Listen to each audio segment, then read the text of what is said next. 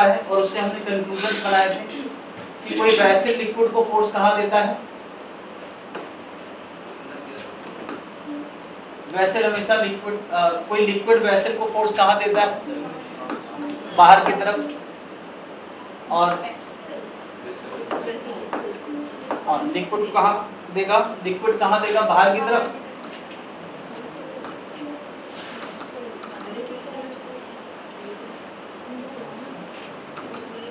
ऐसे देगा, ज्यादा हो गया है, ठीक। और वैसे कहाँ देगा, अंदर की तरफ, अंदर की तरफ देगा। सेम लेवल पे हमेशा प्रेशर क्या रहता है, सेम, अगर लिक्विड कंटिन्यूटी में है। अगर एक तरफ का लिक्विड लेवल ऊंचा है, एक तरफ नीचे है, तो प्रेशर में अंतर होगा। तो हाई प्रेशर से हमेशा लिक्विड कहाँ की तरफ फ्लो करता है, लो प्रेशर। और फाइनली लिक्विड का प्रेशर सेम हो जाता है और लिक्विड का टॉप लेवल भी सेम हो जाता है ना। तभी जाके लिक्विड रुकता है, जब टॉप लेवल सेम हो जाए, है ना, और प्रेशर हर जगह का, हर पॉइंट का प्रेशर कैसा हो जाए, एक जैसा हो जाए, ठीक। इसके अलावा हम लोगों ने पास्कल्स लॉ देखा था कि अगर किसी कन्फाइंड लिक्विड के अंदर एक पॉइंट पे प्रेशर बढ़ाते हैं तो क्या वो प्रेशर लिक्विड के अंदर हर पॉइंट पे इक्वली बढ़ता है, जितना एक पॉइंट पे बढ़ेगा उतना ही हर पॉइंट पे बढ़ेगा। लॉ ऑफ प्रेशर का यूज करके हम लोगों ने तीन डिवाइस के बारे में बात किया था। एक यू ट्यूब के बारे में बात किया था कि ए और बी अगर दो पॉइंट सेम लिक्विड में नहीं है तो उनका प्रेशर सेम नहीं होगा, वो रूल फेल हो जाएगा कि सेम लेवल पर प्रेशर सेम होता है। कब तक काम करता है, जब तक एक ही तरह का लिक्विड कंटिन्यूटी में हो। यानी यार ये लिक्विड यहाँ वाला और यहाँ वाला लिक्विड अगर सेम ही लिक्विड कंटिन्यूटी में है तो प्रेशर सेम रहेगा। फिर हम लोगों ने यार मैनोमीटर पढ़ा था, क्या इसी बात का यूज करके कि इस पॉइंट पे गैस ने प्रेशर दिया है और इस पॉइंट पे कॉलम की वजह से प्रेशर है, उनका प्रेशर इक्वल करके गैस का प्रेशर। फिर बैरोमीटर, और सबसे अहम चीज हम लोगों ने एक प्रेशर का फार्मूला देखा था H गहराई से। अनुमार्कर ना है, यहाँ रखा है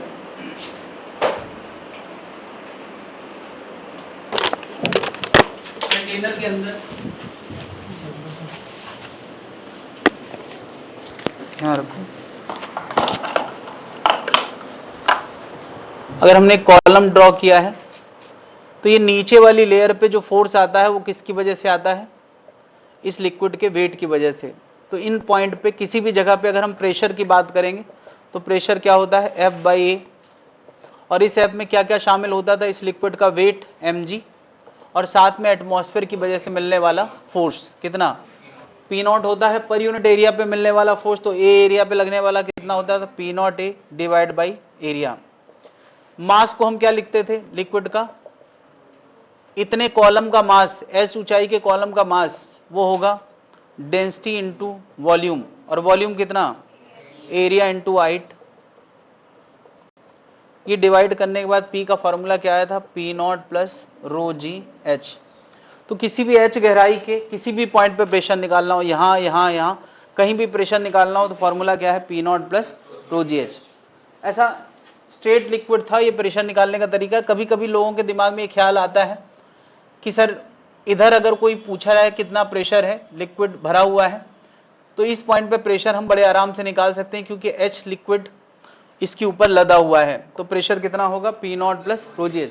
लेकिन अगर इधर कोई पूछे B पॉइंट या इधर कोई पूछे C पॉइंट तो प्रेशर कैसे निकाला जाएगा।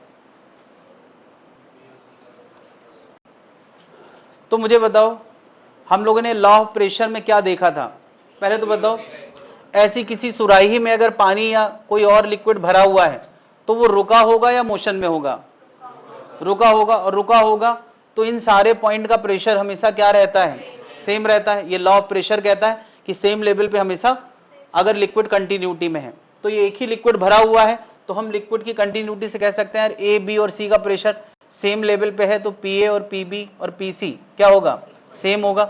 हालांकि हम किसी एक ही जगह का प्रेशर निकाल सकते हैं, कहाँ का, ए का।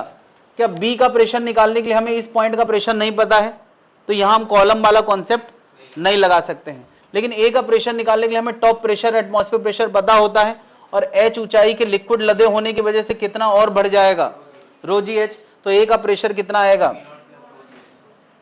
है ना, P naught plus rho G H, और जो ए का प्रेशर होगा वही बी का होगा, वही कहाँ का होगा, सी का होगा। यानी हमने भले फॉर्मूला ऐसे सीधे सीधे लिक्विड के लिए निकाला, अब टेढ़े मेढ़े वैसल के लिए भी हम प्रेशर का वही फॉर्मूला यूज कर सकते हैं।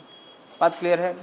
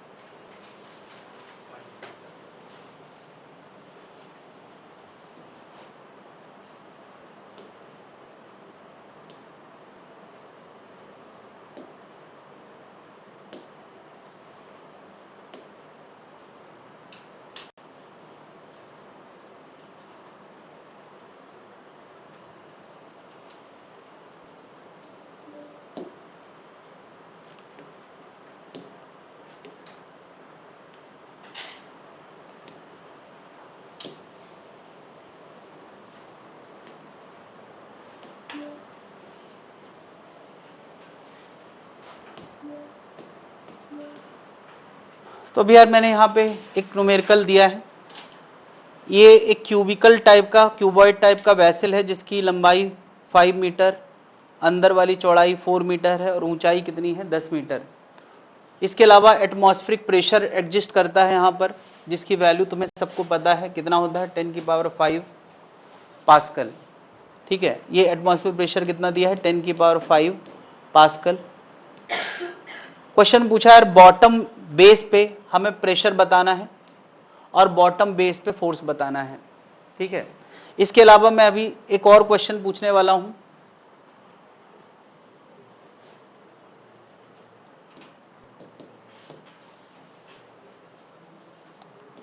Force on side wall. ये साइड वॉल, इधर वाली साइड वॉल पे हमें फोर्स बताना होगा। ठीक, प्रेशर का फॉर्मूला सबके पास है।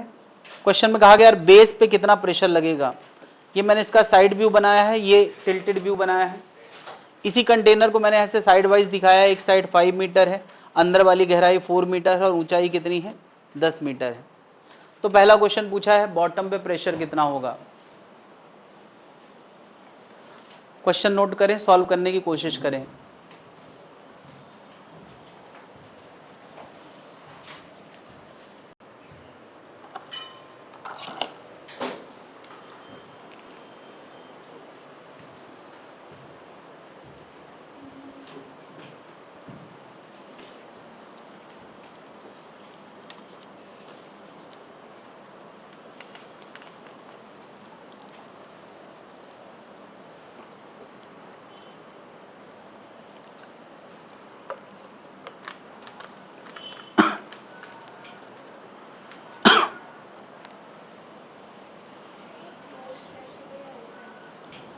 ओपन, ऊपर एटमॉस्फेरिक प्रेशर दिया है, इसका मतलब ये ओपन है। ठीक, ओपन वैसल है और केवल h ऊंचाई तक लिक्विड भरा है, ऐसे कंसीडर करें। यहां तक लिक्विड भरा है, उसके बाहर एटमॉस्फेयर है। ठीक है, हो गया।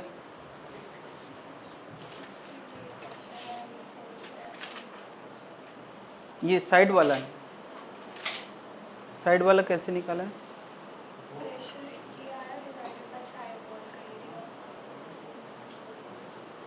डिवाइड बाई,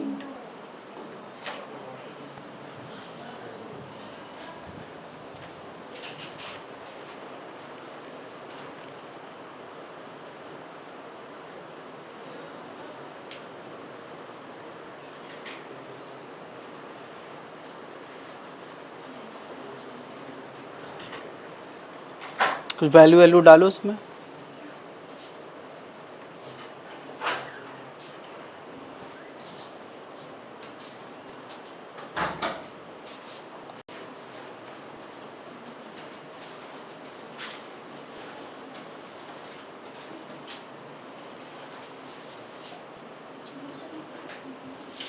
हाँ भाई, कितने लोग हो गया यार प्रेशर? बस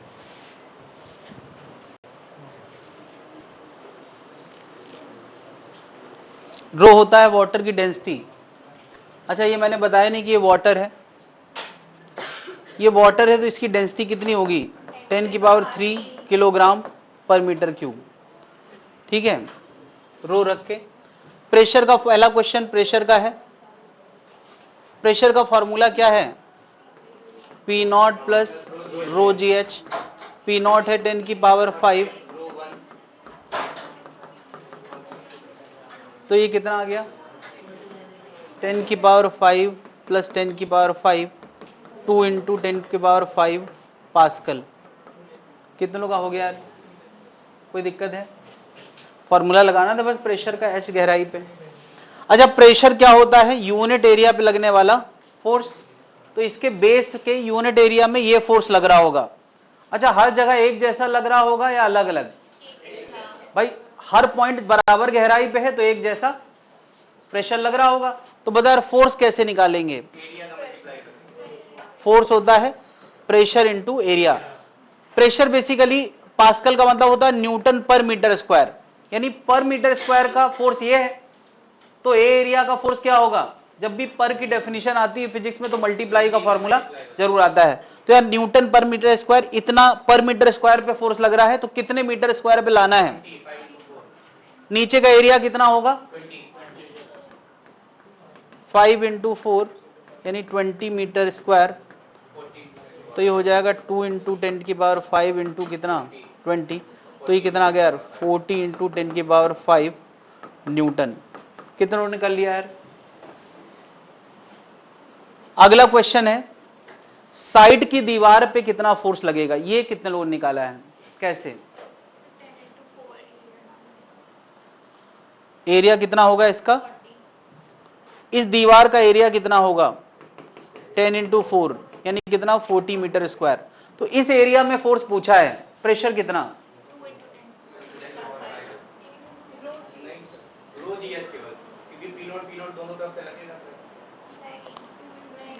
मुझे बताओ ये जो प्रेशर है ये बॉटम पर प्रेशर है या हर जगह का प्रेशर है?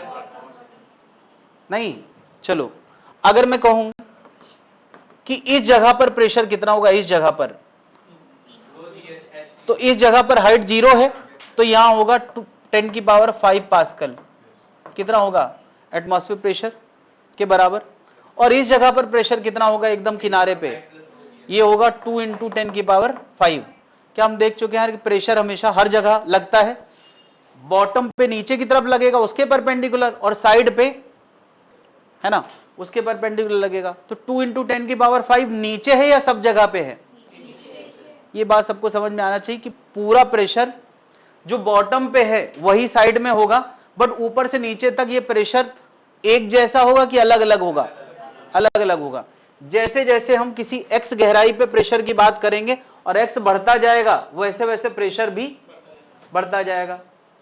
क्या ये बात समझ पा रहे हैं? तो क्या हम ये प्रेशर लेके इस एरिया से मल्टीप्लाई कर दे तो सही फोर्स आएगा क्या? वो बहुत ज्यादा आ जाएगा। तो क्या ऊपर वाला प्रेशर लेके एरिया से मल्टीप्लाई कर दे तो बहुत कम आ जाएगा। तो क्या लेना चाहिए? देखिए जब भी कोई क्वांटिटी लीनियरली वेरी करती हो तो हम हमेशा बीच की वैल्यू मान लेते हैं। क्या ये बात समझ रहे हो? ऐसी बातें पहले भी हो चुकी, जैसे यार पोटेंशियल जी mgy होता था, और अगर एक रॉड जैसी चीज नीचे से ऊपर तक फैली है, लीनियरली हाइट बदल रही होती थी, तो हम बीच का सेंटर ऑफ मास से पोटेंशियल जी निकाल लेते थे।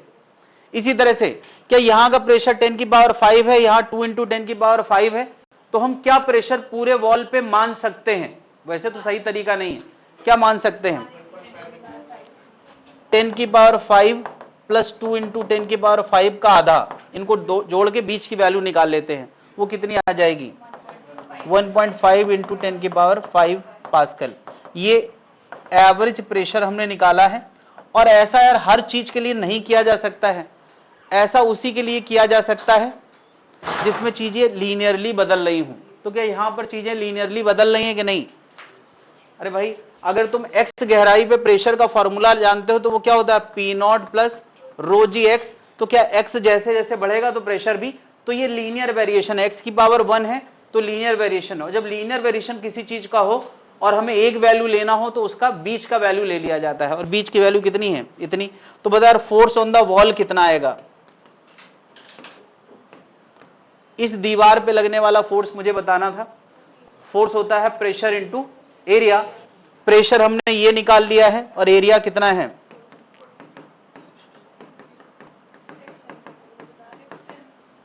एरिया कितना बता, 10 मीटर ऊंचाई है, 4 मीटर चौड़ाई है, तो एरिया कितना होगा 40। तो ये कितना आ रहा है 6 इंटू 10 की पावर 5, एक डेसिमल भी लगेगा ना यार, इतना न्यूटन। देख ले आराम से।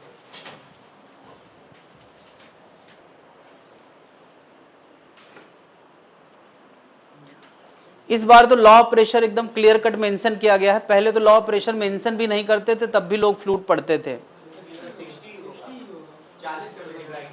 हाँ चार्ज थोड़ी किया है, 2 जीरो आएंगे फिर डेसिमल लगेगा, सॉरी ठीक सही बात है।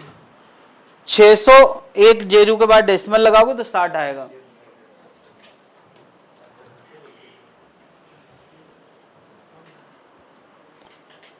पिछली क्लास में आए थे, अगली क्लास में भी आना सभी लोग।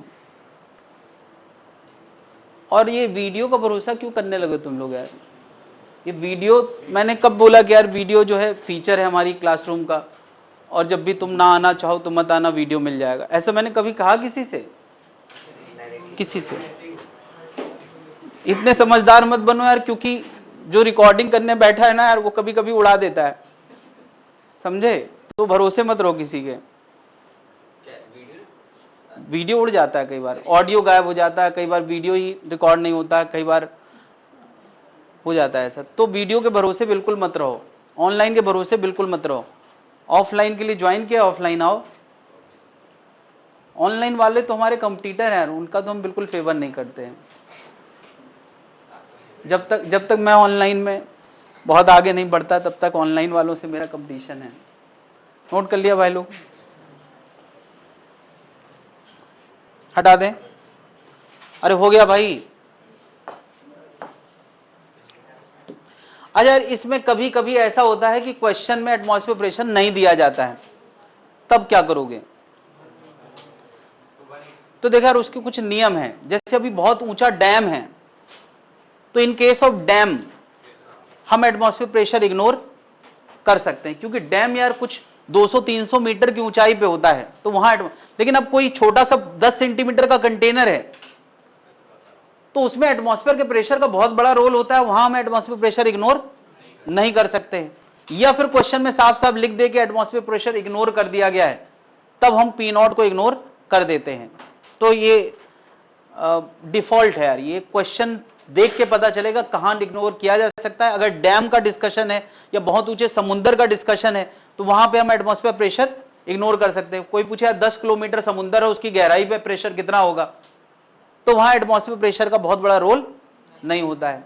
लेकिन अब यार 10 सेंटीमीटर का कंटेनर है और कोई पूछे यार बॉटम पे प्रेशर कितना होगा, तो यार 10 सेंटीमीटर की ऊंचाई की वजह से थोड़ी प्रेशर ज्यादा आता है, किस वजह से आता है, एटमॉस्फेयर की वजह से, तो वहां पे हम इग्नोर नहीं कर सकते हैं। तो ये हमें क्वेश्चन में समझदारी दिखाना पड़ेगी, बात क्लियर है। और कई बार तो हमें और समझदारी दिखाना पड़ती है कि होता है 10 सेंटीमीटर का और हम एटमॉस्फेयर प्रेशर मान के आंसर निकालते हैं, कोई आंसर मैच नहीं करता है, तब अरे तब क्या, हटा दो और क्या। ये भी है यार, राइटर जो है ना इसमें बड़ा स्टूडेंट से उम्मीदें करते हैं कि वो समझ ही जाएगा,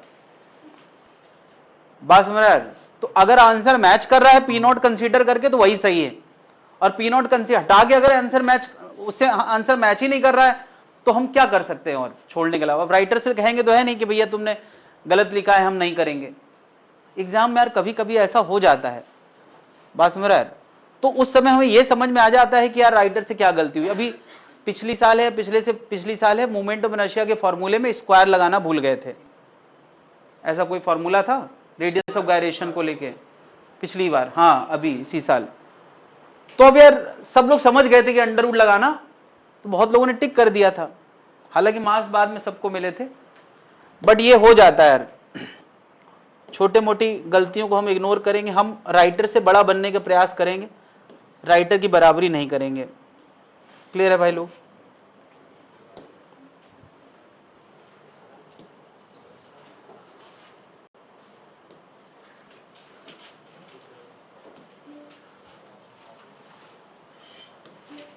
देखो यार, प्रेशर एक कॉन्सेप्ट है, फोर्स एक कॉन्सेप्ट है, दो कॉन्सेप्ट हैं, ठीक है। मैं यहां पर अभी बात कर रहा हूं कि अगर इन सारे लिक्विड कंटेनर की हाइट सेम है, ठीक है, ये हाइट, ये हाइट, ये हाइट सेम है, तो बता रही इस ए वैसल के बॉटम में, बी वैसल के बॉटम में और सी वैसल के बॉटम में किसका प्रेशर ज्यादा होगा? सबका प्रेशर सेम होगा। अच्छा, अब मैं कह रहा हूं ये जो एरिया, बेस एरिया दिख रहा है, ये एरिया भी सबका सेम है, area is same, base area ये मैंने दिया है कि बेस एरिया सेम है, तो फोर्स किस में ज्यादा होगा, किस में कम होगा? भाई फोर्स क्या होता है? Pressure into area. तो यहां वाले बेस पे भी प्रेशर वही है, यहां वाले पे भी प्रेशर वही है, यहां वाले पे भी प्रेशर है, तो फोर्स क्या आएगा?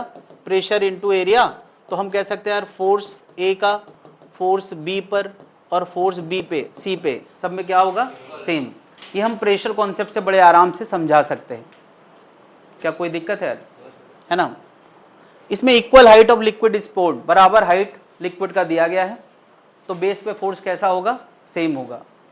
ये बात प्रेशर कॉन्सेप्ट से बड़े इजीली समझ में आ रही, लेकिन अभी यहीं पे अगर मैं फोर्स कॉन्सेप्ट लगा दूंगा तो कंफ्यूजन होना शुरू हो जाएगा, तो अभी मैं नहीं लगा रहा हूं, थोड़ी देर में लगाऊंगा। इन्हीं तीन कंटेनर में जिनका एरिया सेम था, ये एरिया और ये एरिया क्या है?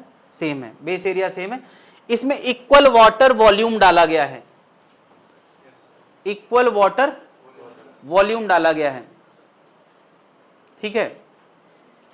तो मुझे बताओ ए, बी और सी के प्रेशर कंपैरिजन क्या होंगे?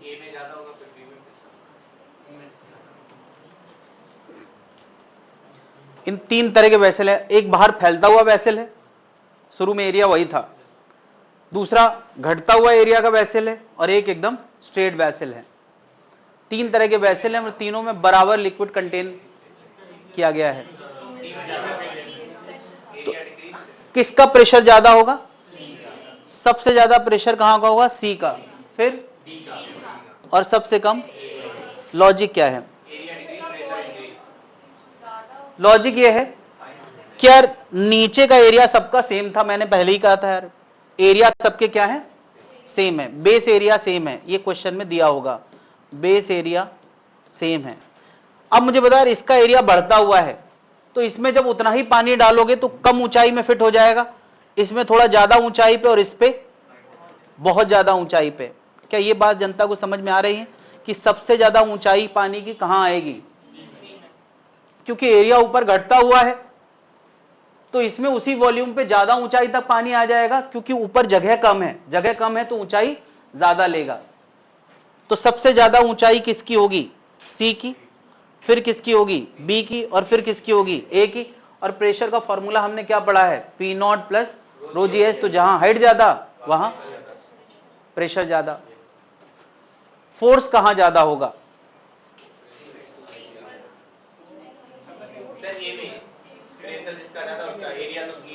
यार एरिया तो सेम ही है, तो यार फोर्स बराबर क्या होता है? प्रेशर इंटू, तो PC into area, PB into area, PA into area same होगा।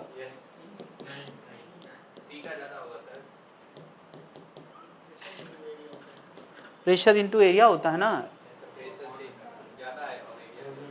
तो जहां पे प्रेशर ज्यादा वहीं पे फोर्स ज्यादा। कहां कंफ्यूजन है? अच्छा मुझे बताओ, इक्वल वॉल्यूम अगर हर कंटेनर में डाला गया है, तो सारे लिक्विड का बेस क्या होगा? सारे लिक्विड का वेट क्या होगा? वेट सेम होगा, सबका वेट क्या होगा? तो फिर फोर्स में अंतर क्यों आ रहा है? मतलब अब मैं प्रेशर कॉन्सेप्ट से नहीं पूछ रहा, प्रेशर कॉन्सेप्ट से आंसर आ चुका है, मगर कभी कभी किसी के दिमाग में ये कंफ्यूजन आ सकता है कि वेट सेम तो प्रेशर भी, फोर्स भी सेम होना चाहिए। क्या आया किसी के दिमाग में कि मैं फालतू में सोच रहा हूं? नहीं आया तो अच्छी बात है। तो यार प्रेशर कंसेप्ट से इजीली हम समझ पा रहे हैं। हाँ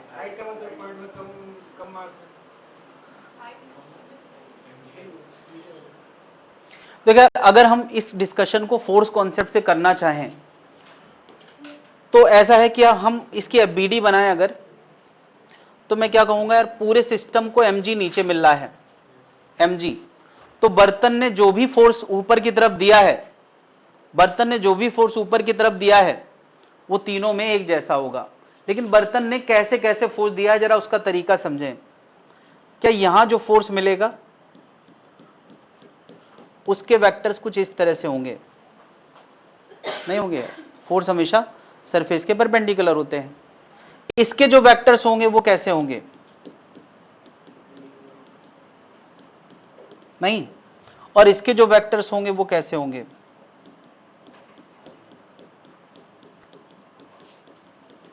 देखो जरा, इसमें ऊपर की तरफ फोर्स देने वालों में बेस है, और ये जो तिरछे वेक्टर है ना, इनका भी असर ऊपर आएगा। तो बेस अकेला नहीं है, कोई और है संभालने वाला, तो बेस को लोड थोड़ा कम पड़ेगा। इसमें बेस अकेला नहीं है संभालने वाला, क्या साइड की दीवारें भी लिक्विड के वेट को संभाल रही हैं? कैसे पता? क्या इन वेक्टर का नेट कंपोनेंट ऊपर आएगा कि नहीं? तो बेस अकेला नहीं है, अगल बगल वाले भी लिक्विड को उठाने में मदद कर रहे हैं, तो बेस पे ज्यादा लोड। क्या यहां पर साइड वाले वेक्टर सब खत्म हो जाएंगे, कैंसिल हो जाएंगे? केवल और केवल बेस है जो लिक्विड को संभाल रहा है? नहीं, इसलिए बेस पे फोर्स इसके मुकाबले थोड़ा ज्यादा आएगा। यहां देखो यार, बेस ऊपर फोर्स दे रहा है लिक्विड को, लेकिन ये बगल वाली दीवारें सपोर्ट करने के बजाय बर्तन के अपोज में फोर्स दे रही हैं। तो क्या बेस पे लिक्विड उठाने की जिम्मेदारी तो है ही है, साथ में ये जो फोर्सेस लगे हैं ऐसे तिरछे वाले, उनका कंपोनेंट नीचे आएगा, उसको भी संभालने की जिम्मेदारी मिल गई है। तो ये केवल वेट नहीं उठा रहा है, अपने ही कंटेनर के फोर्स का भी सामना इसको करना पड़ रहा है। तो सबसे ज्यादा फोर्स कहां आएगा? यहां, उससे कम यहां। ये फोर्स वाइज कुछ लोग महसूस करते हैं तो हजम नहीं होता है। तो किससे सोचना ज्यादा बढ़िया है? प्रेशर से सोचना ज्यादा अच्छा है। इसीलिए शायद हम प्रेशर कॉन्सेप्ट पे आए हैं, वरना चीजें फोर्स कॉन्सेप्ट से भी बहुत हद तक हम समझते ही थे। क्या जनता समझ पा रही है? ये कुछ फेमस क्वेश्चंस हैं, इस तरह के वेसल पे पूछे जाते हैं। तो ये दो कैटेगरी मैंने बताई, एक में हाइट सेम है और एक में वॉल्यूम सेम है।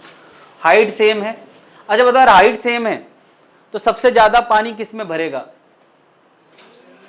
उससे कम इसमें, उससे कम इसमें।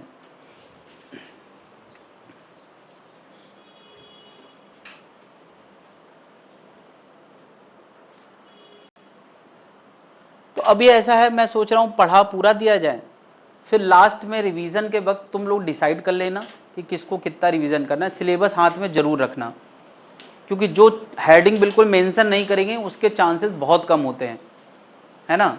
जितनी हेडिंग मेंशन करी उसके दायरे में इधर उधर तो हो सकता है, हेडिंग ही पूरी गोल है तो फिर यार क्या भरोसा किया जाए।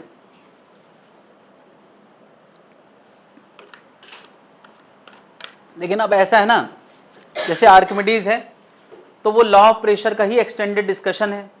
तो अब कोई भाई नीट वाले तो यही भी सोच सकते हैं कि हमने लॉ ऑफ प्रेशर लिख दिया है तो प्रेशर से संबंधित जितनी बातें हैं वो सब पूछ सकते हैं। ऐसा ही होता ही है, कंपटीशन में ऐसा हो ही जाता है कि लिख दिया इतना सा, पूछते सब हैं।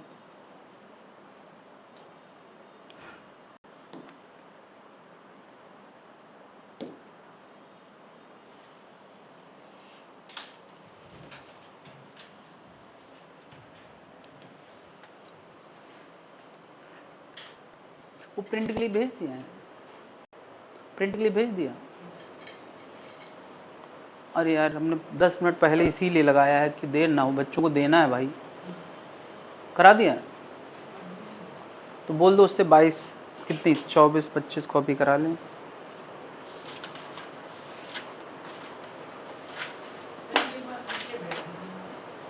आया नहीं क्या?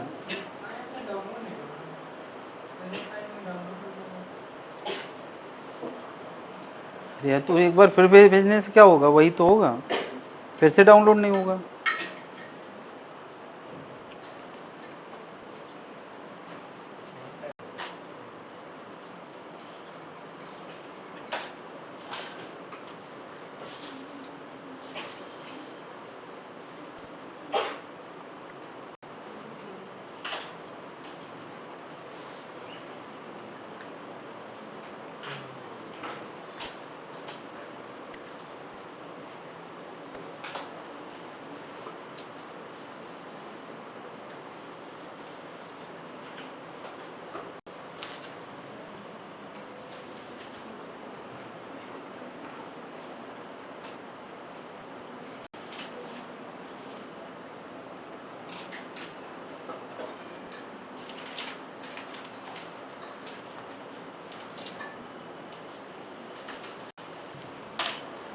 नोट कर लिया भाई?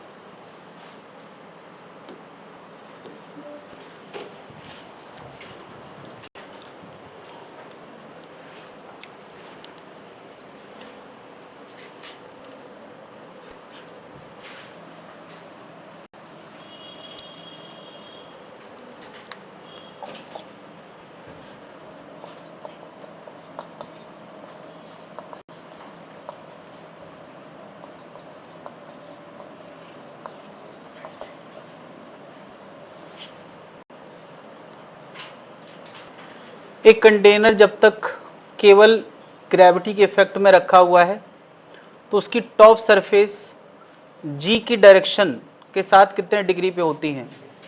90 डिग्री पे होती है ना। सीधी सी बात है यार कि सारे मॉलिक्यूल हमेशा नीचे जाने की कोशिश करते हैं, और नीचे जाने की कोशिश करते हैं तो बात इक्वालिटी पे खत्म होती है। सारे मॉलिक्यूल चाहते हैं कि वो नीचे चले जाएं, और उस चक्कर में बात इक्वालिटी पे खत्म होती है। लेकिन अगर ये कंटेनर एक एक्सेलेरेशन से राइट मूव करने लगे, ऐसे मूव करने लगे, तो बताए इस फ्रेम ऑफ रेफरेंस में किसी भी एम मास की चीज को कौन कौन सा फोर्स लगेगा? क्या एक mg लगेगा नीचे, और एक, जब भी हम एक्सलेटिंग फ्रेम में बैठते हैं तो एक और फोर्स बढ़ जाता है। क्या बढ़ जाता है?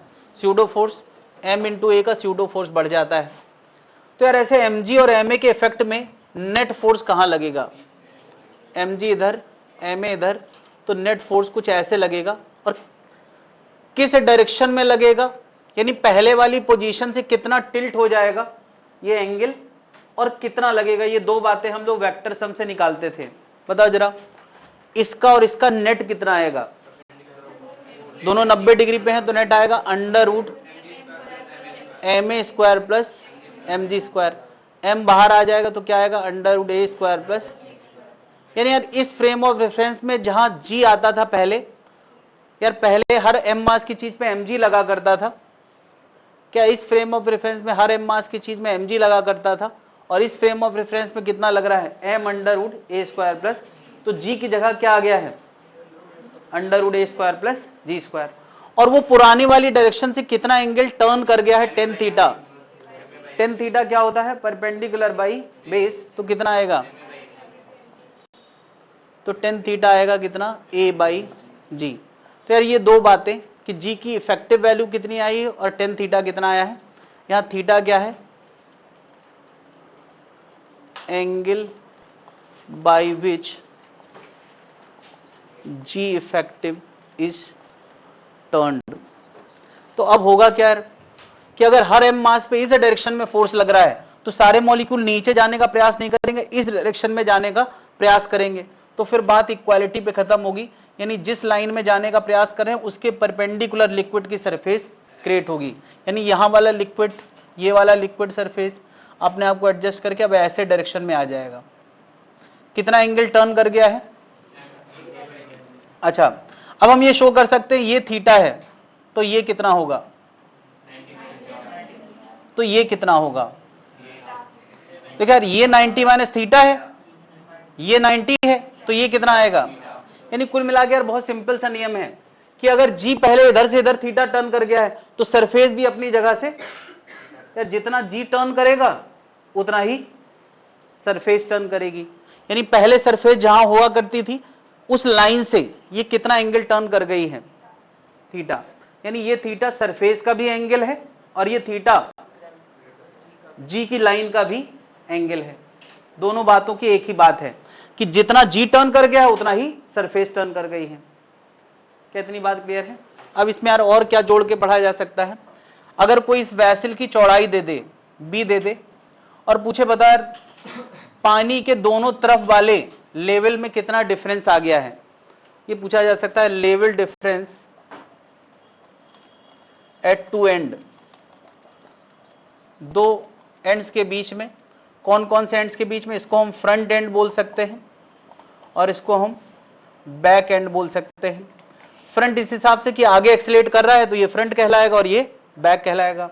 मुझे बता अगर ये बी पता है और डेल्टा एच लाना है तो हम ज्योमेट्री में क्या लगा सकते हैं।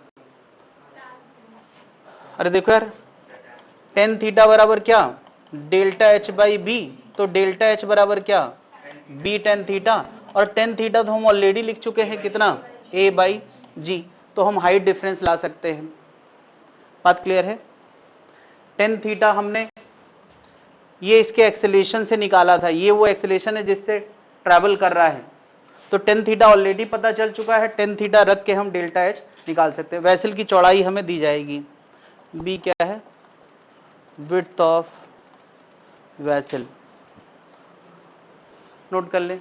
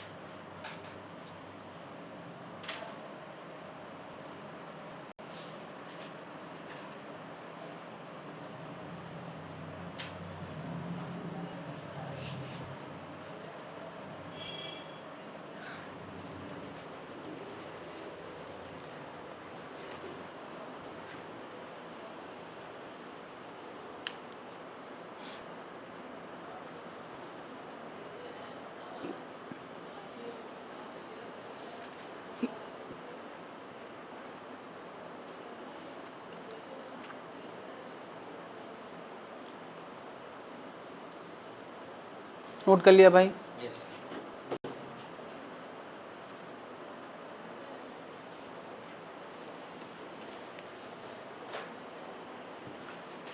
तो यार जब तक हम लोग जी के इफेक्ट में बातें किया करते थे, ऐसे जी के इफेक्ट में बातें किया करते थे, तो एच गहराई वाली कोई लेयर ऊपर वाले लिक्विड का दबाव महसूस करती थी।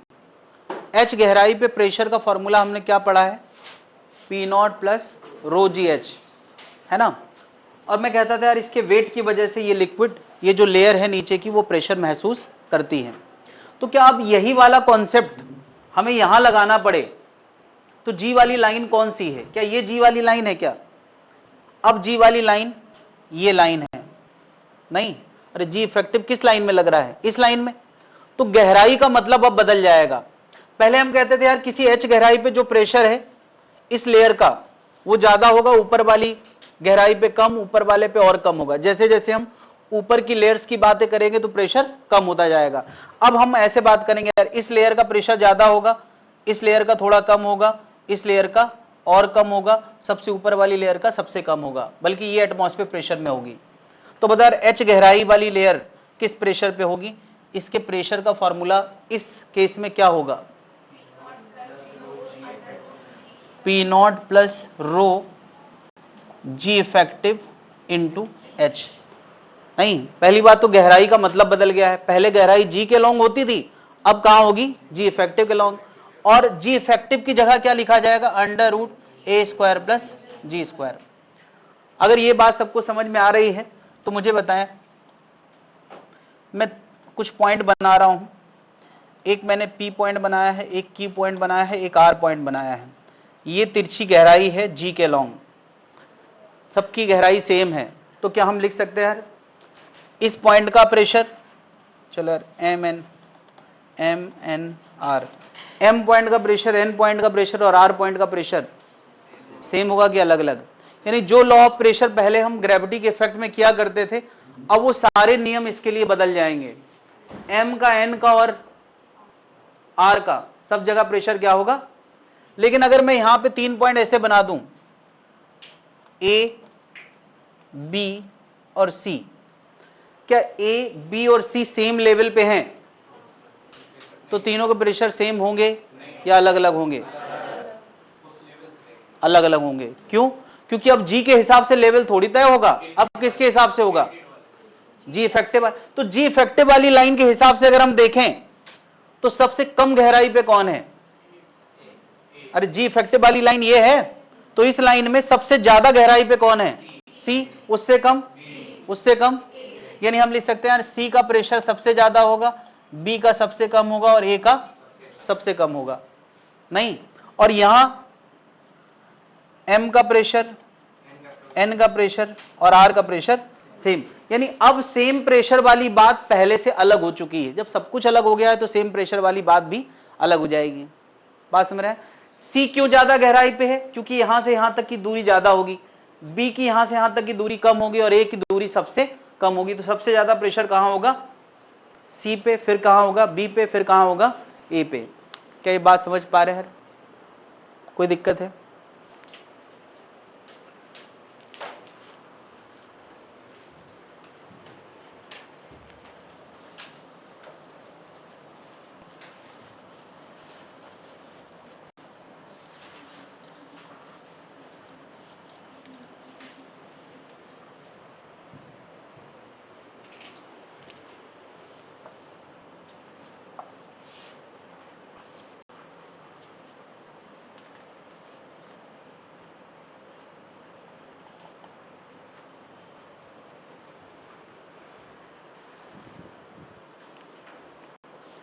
वैसे तो यार मैंने बता दिया है A और B और C में सबसे ज्यादा प्रेशर कहां का होगा?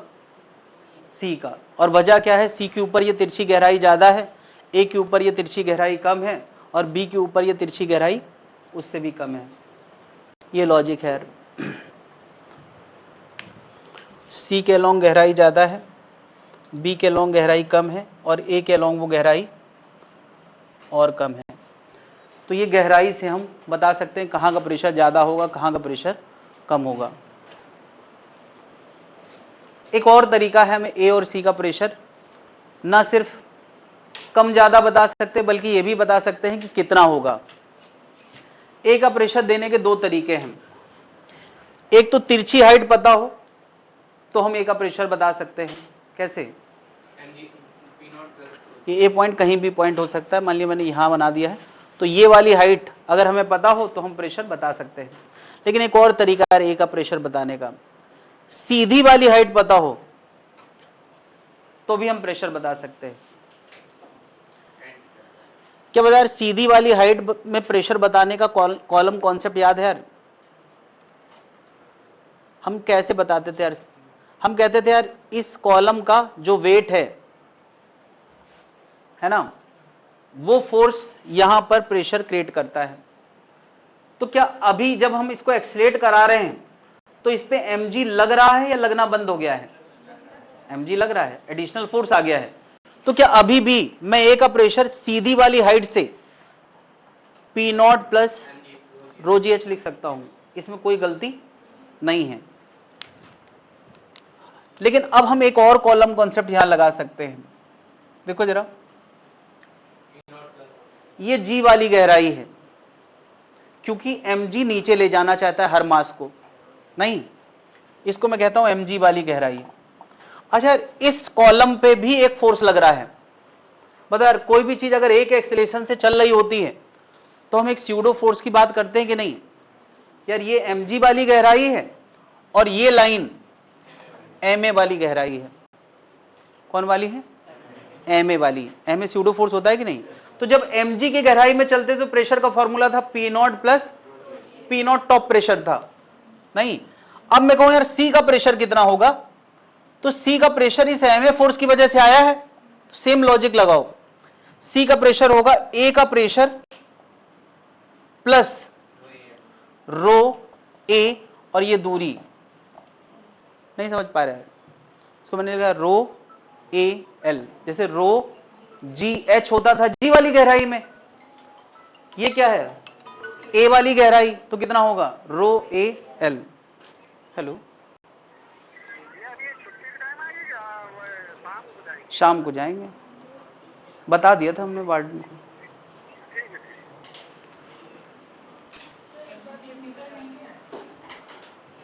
क्या बताओ, हर एम मास की चीज पे mg का फोर्स लगता है, तो क्या ये अभी भी ग्रेविटी में है तो mg का फोर्स लग रहा होगा। लेकिन एडिशनल बात क्या है कि इस फ्रेम ऑफ रेफरेंस में mg के अलावा हर चीज में और कौन सा फोर्स लगने लगा है? ma का स्यूडो फोर्स। तो ये mg वाली गहराई है तो वो वाला कॉलम कॉन्सेप्ट लग सकता है। लेकिन अब एक नई बात क्या आ गई है, ma वाली गहराई, क्योंकि ma का फोर्स इधर लग रहा है, तो a वाली गहराई में बताओ a और c में कितनी दूरी है बीच की? l। तो a का प्रेशर ज्यादा होगा या c का? c का प्रेशर ज्यादा होगा। क्यों? c a वाली गहराई में काफी डीप में है, a बाहर है, तो a के मुकाबले c का प्रेशर ज्यादा, कितना ज्यादा होगा? तो रो जी एच जैसा ये भी है, रो ए एल, बस इतना है। कभी ऐसा कंपैरिजन आ जाए तो हम बता सकते हैं। तो हम यार ये एक नया तरीका मैंने बताया है प्रेशर लिखने का। क्या बता, ए का प्रेशर लिखना हम पहले से जान चुके हैं और सी का ये होगा, तो सी का ओवरऑल प्रेशर पता है कितना हो गया? सी तक पहुंचने के लिए पहले हम जी वाली गहराई में एच आए हैं, तो ये प्रेशर हो गया P naught plus rho G H, और फिर एल वाली गहराई में कितना आए हैं? एल, तो ये हो गया rho A L, P naught plus rho G H. तो इसलिए था क्योंकि एच वाली गहराई जी वाली गहराई में आए थे और फिर ए वाली गहराई में चले गए तो इतना और बढ़ गया। तो सी का प्रेशर लिखने का ये एक और तरीका हो गया। यहां से भी हम बता सकते हैं आराम से कि ए वाली गहराई में जितना अंदर जाते जाओगे प्रेशर ज्यादा होगा, जितना बाहर आते आओगे उतना, यानी अगर कोई पूछे फ्रंट एंड पे प्रेशर ज्यादा होता है या रियर एंड पे प्रेशर ज्यादा होता है, फ्रंट एंड पे या रियर एंड पे? तो यार फ्रंट एंड ए वाली गहराई में सबसे ऊपर है, उसको गहराई कह रहा हूं तो समझो यार, गहराई अगर ये है तो ये सबसे ऊपर है और ये सबसे गहराई है। क्या बात क्लियर है भाई? ये भी एक नजरिया हो सकता है फ्लूइड को देखने का। बात क्लियर है? ये एक नजरिया है, जी इफेक्टिव वाली गहराई, ये भी एक नया नजरिया है। इस नजरिए से हम एग्जैक्ट प्रेशर बता सकते हैं। बात क्लियर है भाई लोग?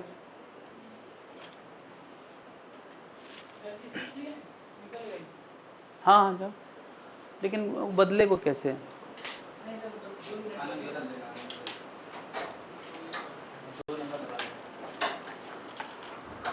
दो दवा है भाई, अगर मैं उधर लिखूं तो एक नंबर दवा देना, एक दो बार, इसीलिए तो कोई गारंटी नहीं। पता चले कई बार होता क्या है कि पूरा वीडियो चल जाता है, बाद में वो ऑपरेटर कहता है कि वो सर ऑडियो आज कनेक्ट नहीं हो पाया, बहुत गुस्सा आता है मुझे। लेकिन मैं क्या करूं, अगर मैं खुद से अपने ऊपर ले लूं ना तो आए दिन कुछ ना कुछ उससे ज़्यादा गलत होगा। मैं तो रिकॉर्डिंग स्टार्ट करना भूल जाता था जब मैं अपने ऊपर लोड लेता था, तो आखिरी में मैं जाता तो पता चलता था पूरी क्लास में कोई रिकॉर्डिंग हुई नहीं है। कम से कम अभी ये रिकॉर्डिंग तो करता है, भले ऑडियो ना आए। भले वीडियो हैंग कर जाए।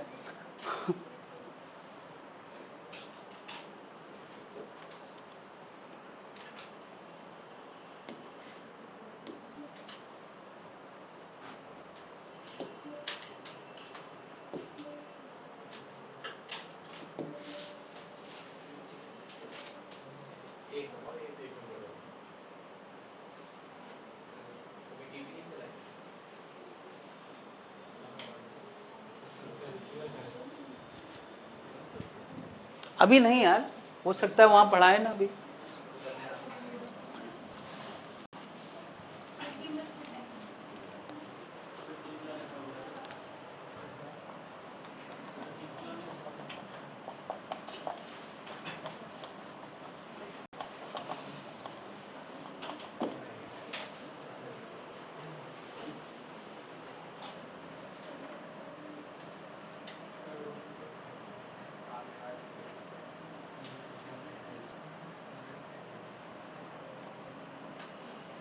क्वेश्चन याद आया है, मैं पूछना चाह रहा हूं। ये L गहराई है और ये 3L/4 गहराई है। ये L गहराई और ये 3L/4 गहराई है। अभी ये रेस्ट पे रखा है और फिर मैंने इसको एक्सलेट करा दिया। एक्सलेट कराने पर क्या होगा, लिक्विड टिल्ट कर जाएगा, ऐसे टिल्ट कर जाएगा। तो मुझे बताया जब जस्ट पानी गिरने ही वाला होगा, ये मैंने तब का डायग्राम बनाया है जब ये पानी जस्ट गिरने ही वाला है। गिरने ही वाला है मतलब अपनी जगह से ये कितना ऊंचा जा चुका है यार, अपनी पुरानी वाली जगह से, अपनी पुरानी वाली जगह से पता है कितना ऊपर जा चुका है, L/4। अगर ये ऊपर गया होगा L/4 तो ये पक्की बात है कि ये वाला लेवल कहां गया होगा, नीचे। नहीं, इतना हिंट काफी है। क्वेश्चन है, find acceleration A such that water is just about to fall, just about to fall। गिरने ही वाला है तो एक्सेलेरेशन कितना होना चाहिए, गिरने ही वाला है तो एक्सेलेरेशन कितना होना चाहिए। अच्छा, ये तो मैं बता दूं कि इसकी चौड़ाई कितनी है, इसकी चौड़ाई L है। ये बर्तन की चौड़ाई कितनी है, L है। सारे राज इतने ही डायग्राम में छुपे हुए हैं और मैंने हिंट भी काफी कर दिया है।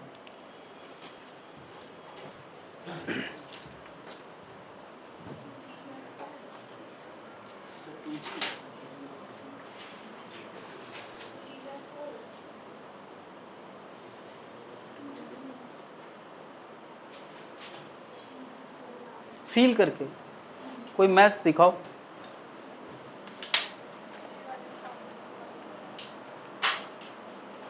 टेन थीटा क्या लिखा है,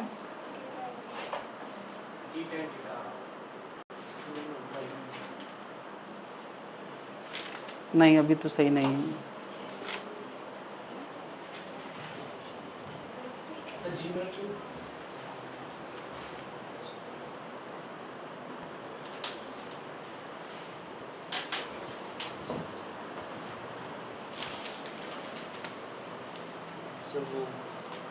L/2 by L A/G। ठीक।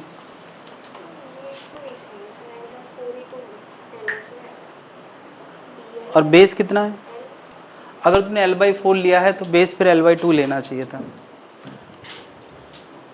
मुझे बताओ, अगर ये यहां से L/4 उठा है और ये थीटा माना है तो L/4 अपॉन ये लिखना चाहिए था। हाँ भाई, क्या करने वाली जनता।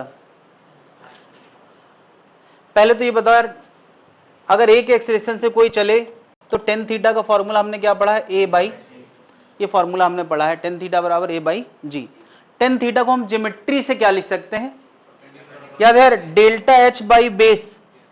तो डेल्टा H कितना है, हाइट कितनी बदली है यार, L/4 इधर ऊपर गया है, इधर L/4, तो पता है कितनी हाइट बदली है, L/2। और बेस कितना है, L। तो टेन थीटा तुम ज्योमेट्री से क्या लिख सकते हो, परपेंडिकुलर अपॉन बेस, कितना, L/2 अपॉन L। यार एक बार मैंने टेन थीटा एक्सेलेरेशन वाले फॉर्मूले से लिखा है और एक बार ज्योमेट्री से लिखा है, L से L कैंसिल, तो A बाई जी बराबर हाफ, तो A बराबर कितना, G बाई 2।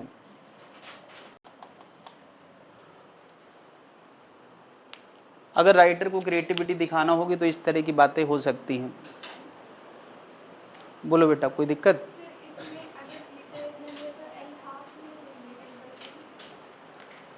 हाँ, L/2 ले सकते हैं, बिल्कुल ले सकते हैं। तो टेन थीटा बराबर क्या होगा, तब भी हाफ आएगा, बिल्कुल ले सकते हैं।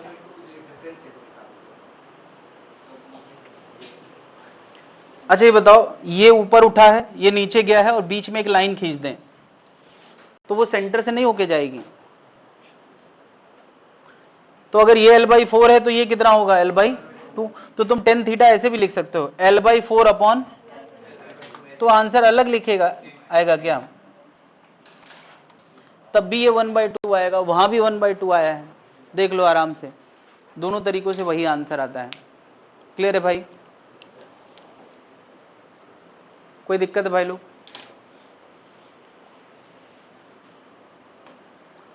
चलो यार, एक मैंने पॉइंट लिखा है फ्रंट, F। फ्रंट पे प्रेशर कितना होगा, प्रेशर एट F, फ्रंट पे प्रेशर कितना होगा,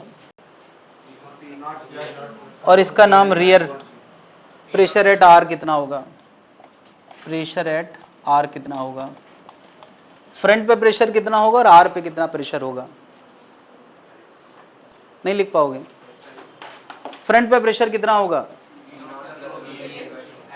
प्रेशर होगा P0 प्लस रो जी। अरे एक बार बताओ, अगर ये पूरा कंटेनर L ऊंचाई का था और यहां से यहां तक की गहराई L/2 है, तो अब कितना पानी, इस पॉइंट के ऊपर कितना पानी बचा है, L/2 ही तो बचा।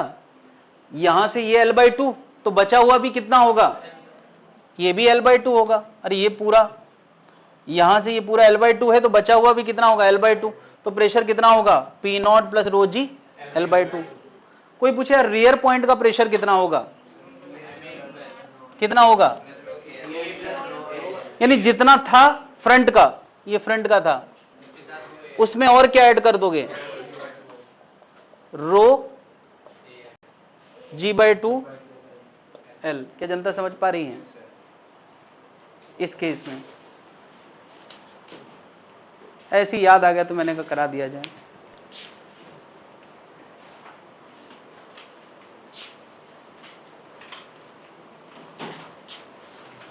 एक दिन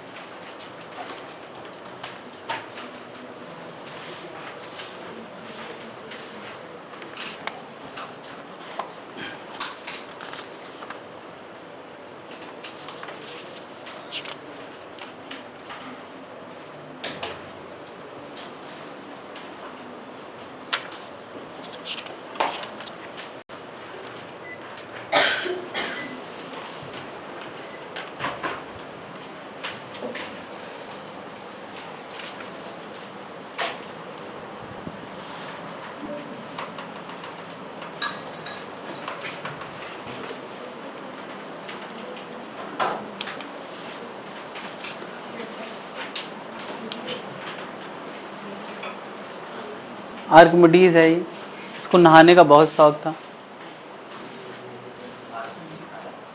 ऐसा बोला जाता है कि आर्किमिडीज को नहाने का बड़ा शौक था और उसको तैरते तैरते उसके दिमाग में थ्योरी आई थी, ऐसी कहावत है। तो क्या कहावत इसके दिमाग में आई थी?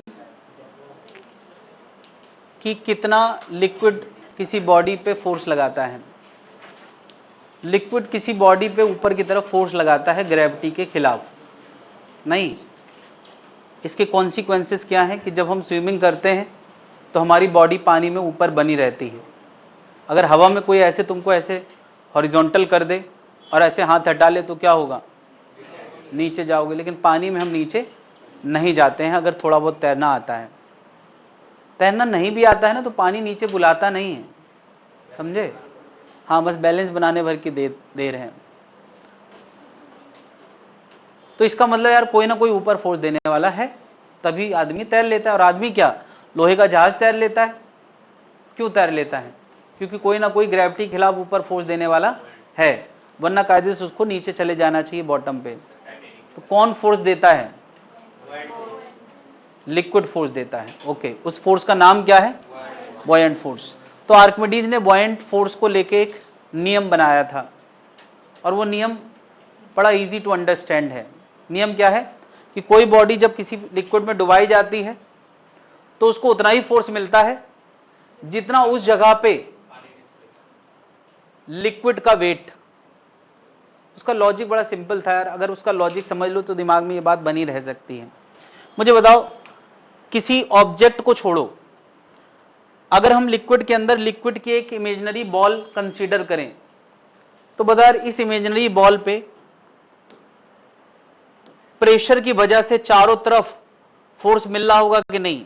यानी उसी की बिरादरी के मॉलिक्यूल उसको चारों तरफ से फोर्स दे रहे होंगे। अभी तक हम लोगों ने लॉ प्रेशर वाला कॉन्सेप्ट पढ़ा है, तो हम वहां से जानते हैं किसी ऑब्जेक्ट पे प्रेशर की वजह से हर तरफ से फोर्स मिलता है, नहीं मिलता होगा? क्या इस बॉल को चारों तरफ से प्रेशर की वजह से क्या मिल रहा होगा? फोर्स। हमने एक इमेजिनरी बॉल कंसीडर करी है, ऐसी कोई बॉल हो चाहे ना हो, क्या ऐसा होगा कि नहीं? तुमने अगर गौर किया हो तो मैंने नीचे वाले वेक्टर्स थोड़ा बड़े दिखाए हैं और ऊपर वाले क्यों? अरे ऊपर हाइट कम है तो वहां का प्रेशर, नीचे हाइट ज्यादा है तो नीचे। अगर इन सारे वेक्टर का कोई नेट निकालेगा तो कहां आएगा? ऊपर आएगा। नहीं, इसका मतलब लिक्विड की इमेजिनरी बॉल को अगल बगल के मॉलिक्यूल बिना वजह ऊपर फोर्स दे रहे हैं, नहीं दे रहे कि नहीं? किस वजह से? क्योंकि यार गहराई पे प्रेशर ज्यादा है, ऊंचाई पे कम है, तो इन सारे वेक्टर का अगर कोई नेट निकालेगा तो कहां आएगा? ऊपर आएगा। सोचो मुझे जादू आता है, मैंने इस लिक्विड की बॉल को अचानक से स्टील की बॉल में कन्वर्ट कर दिया, तो क्या इन वेक्टर्स में कुछ बदलाव आएगा या नहीं आएगा? ये वेक्टर किस वजह से हैं? ये वेक्टर हैं प्रेशर की वजह से। और प्रेशर किस पे डिपेंडेंट होता है? हाइट पे डिपेंडेंट होता है। यानी जो लिक्विड सरफेस से जितनी गहराई वाला पॉइंट होगा प्रेशर उतना। अगर मैं जादू करके इस बॉल को अचानक से मेटल की बॉल में कन्वर्ट कर दूं तो क्या मैंने लिक्विड तो वैसा ही रखा है, गहराई तो बदली नहीं है, तो क्या इन वेक्टर्स पे कोई फर्क नहीं पड़ेगा? तो अगर ये एफ ऑफ इस बॉल को मिलता होगा तो हर चीज को मिलता होगा। नहीं, इस बॉल को मिलता है तो क्या इस बॉल में भी हमें ऐसे ही वेक्टर बनाना चाहिए कि नहीं? ऊपर कम, गहराई पे बड़े। जैसे जैसे गहराई बढ़ेगी वैसे वैसे फोर्स के वेक्टर्स बड़े होंगे और इन सब का नेट कहां आएगा? ऊपर। अब बात आती है यार कि कितना आएगा। तो यार पानी के अंदर पानी की ही बॉल इमेजिन करो तो हमें पता है कि वो बॉल ओवरऑल रुकी होती है। तो इसका क्या मतलब हुआ कि अगर ये बॉल रुकी है तो इन सारे वेक्टर का नेट जो ऊपर आया है, जिसको मैंने बॉयंट फोर्स बोला है, वो किसके बराबर होगा? यार mg ऑफ लिक्विड के बराबर होगा कि नहीं? नहीं। मैं यार इसको डिस्कस नहीं करना चाहता हूं, मैं डिस्कस केवल इसी को करना चाह रहा हूं। बट पानी के लिए हमारा ये लॉजिक क्लियर है कि अगर बॉल रुकी है तो इसका मतलब एफ ऑफ किसके बराबर है? पानी के वेट के बराबर। और अगर ये मेटल की बॉल रुकी नहीं है, मेटल की बॉल अगर यहां पड़ी है तो इसको एफ ऑफ कितना मिल रहा होगा? नहीं, मुझे बताओ, इसको जो एफ ऑफ मिल रहा होगा वो इन वेक्टर की वजह से है, और ये वेक्टर पानी के प्रेशर की वजह से है या मेटल की किसी प्रॉपर्टी की वजह से है? ये बहुत इंपॉर्टेंट बात है कि इन वेक्टर में इस बॉल का कोई काम, यार इस वेक्टर में, इन वेक्टर में पानी की गहराई का काम है, इस बॉल का कोई प्रॉपर्टी यूज हुई है? पानी गहराई। तो अगर पहले ये फोर्स इस बॉल के वेट के बराबर था, किसके? पानी के बॉल के वेट के बराबर, नहीं, तो अभी भी उस पे लगने वाला फोर्स पानी के वेट के बराबर होगा, अभी भी उस पे लगने वाला फोर्स पानी के वेट के बराबर, जो वहां रहा करता था, जो वहां रहा करता था, अभी मैंने गायब करके स्टील बनाया है, तो इसका मतलब स्टील के वेट के बराबर थोड़ी फोर्स मिलने लगेगा। फोर्स किसके बराबर मिलेगा? पानी के वेट के बराबर। मतलब क्या है, डुबाओ चाहे जिसको, फोर्स किसके बराबर मिलेगा? जितना पानी उस जगह पर रहा करता था उसके वेट के बराबर एफ अप मिलेगा। क्या लॉजिक समझ पा रहे यार? आर्किमिडीज का लॉजिक यही था, उसने इतनी सारी, एक बात बता दे यार, जितना तुम्हें फिजिक्स आता है ना यार, उस जमाने के साइंटिस्ट को इतना फिजिक्स नहीं आता था। तुम्हें ज्यादा मेहनत इसलिए करना पड़ी कि लेट पैदा हुए हो। आर्किमिडीज की भी कहानी हमें पढ़ना है, उसने अपनी पूरी लाइफ में एक चीज करके फेमस हो गया। बात समझ रहा है? न्यूटन ने भी 8-10 चीजें करी थी, हालांकि उनने काफी कुछ किया था, बट अब हम लोगों को ज्यादा पेन लेना पड़ता है। तो आर्किमिडीज ने बस इतना ही बताया था, और उसका लॉजिक मेरे ख्याल से इतनी देर में समझ में आ गया होगा कि इन वेक्टर की वजह से एफ मिलता है, और ये वेक्टर गहराई से तय होते हैं, और क्योंकि हम देखते हैं कि पानी की बॉल रुकी, इसका मतलब एफ पानी के वेट के बराबर होता है। तो अब अगर यहां पे एफ पानी के वेट के बराबर, तो हर जगह एफ किसके बराबर होता होगा? पानी के, या उस लिक्विड के वेट के बराबर जो उस जगह पर रहा करता था। क्या जनता समझ पा रही है? तो अब इस रूल को मैं थोड़ा जनरलाइज्ड वे में पेश करूंगा। पहले आर्किमिडीज की जो आर्किमिडीज प्रिंसिपल का स्टेटमेंट है वो यहां पे लिख ले। When a body is completely और partially immersed in a fluid, the fluid exert an upward force on the body equal to the weight of the body. नहीं, किसके बराबर? Equal to the weight of the fluid जो वहां रहा करता था। मतलब उस बॉडी ने हटा दिया ना उस जगह से, तो जितने लिक्विड को हटाया बस उसी के वेट के बराबर। क्या जनता समझ पा रही है? बॉडी के वेट से उसको कोई मतलब नहीं है। हम एफ की बात कर रहे हैं, और वो एफ का लेना देना उस जगह पे रहने वाले लिक्विड से है। जितना पानी यहां पे हटाया गया है उसके वेट के बराबर।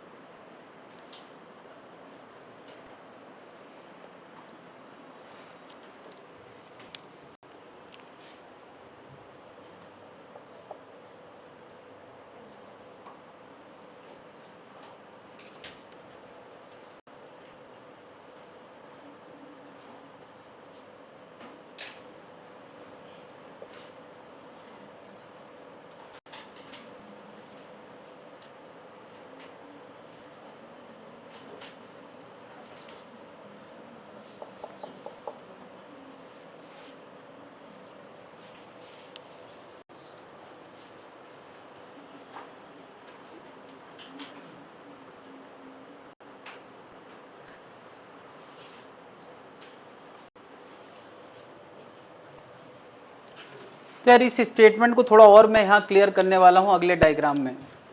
स्टेटमेंट में क्या है, बॉडी चाहे पूरी डुबाई गई हो चाहे पार्शियली डुबाई गई हो, ये पूरी डूबी हुई बॉडी है और ये पार्शियली डूबी हुई बॉडी है। तो पूरी डूबी हुई बॉडी में भी इसी तरह के वेक्टर्स हमें दिखाना चाहिए कि नहीं? नीचे वाले वेक्टर्स बड़े दिखाना चाहिए क्योंकि वहां प्रेशर ज्यादा होगा, और ऊपर कम दिखाना चाहिए। क्या ये पार्शियली डूबी हुई है तो ऊपर वाले फोर्सेस एटमॉस्फेयर की वजह से होंगे और नीचे वाले फोर्सेस लिक्विड के प्रेशर की वजह से होंगे। तो यार यहां पर पूरा V वॉल्यूम डूबा है, पूरा वॉल्यूम V डूबा है। अगर ये volume of the body V है, वॉल्यूम ऑफ बॉडी V है और यहां पर उसका कुछ हिस्सा डूबा है, तो कहां ज्यादा डूबा है? यार इतने हिस्से के वॉल्यूम को मैं लिख रहा हूं V इमर्ज्ड, नहीं तो बता किस में बॉयंट फोर्स ज्यादा लगेगा? पूरा डूबा है या पार्शियली डूबा है?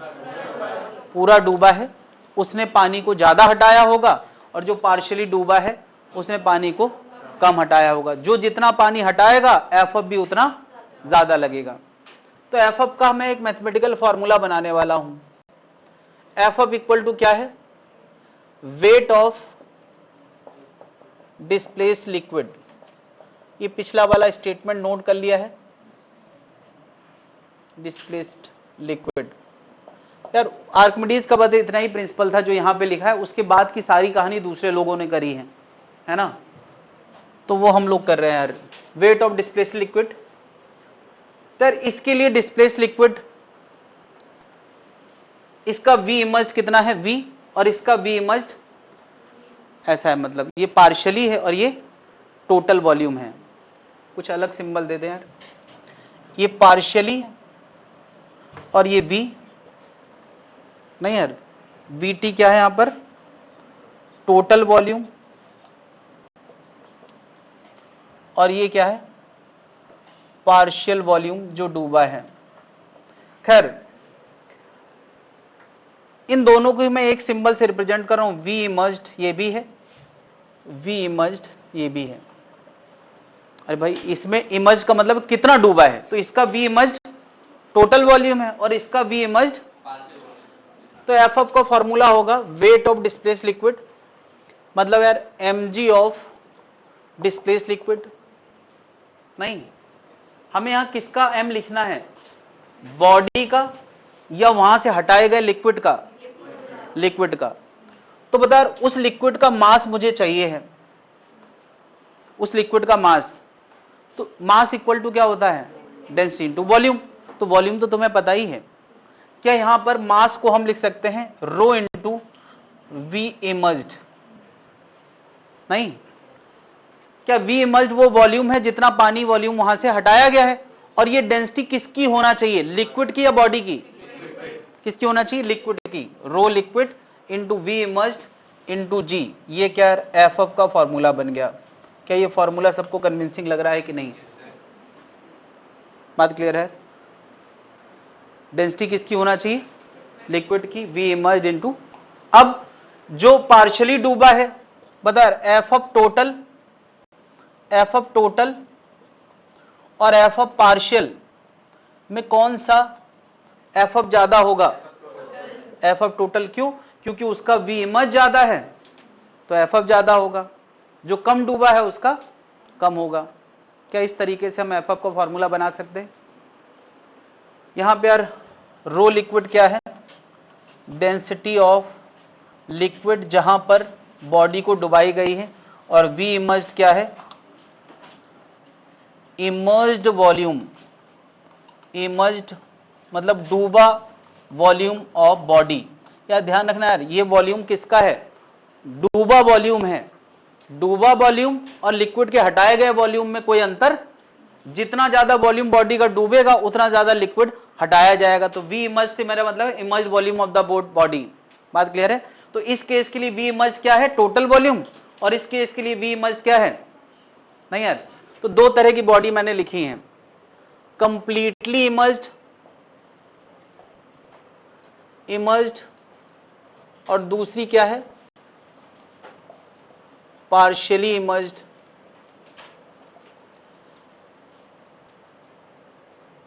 तो कंप्लीटली इमर्ज्ड में एफ अब क्या होगा?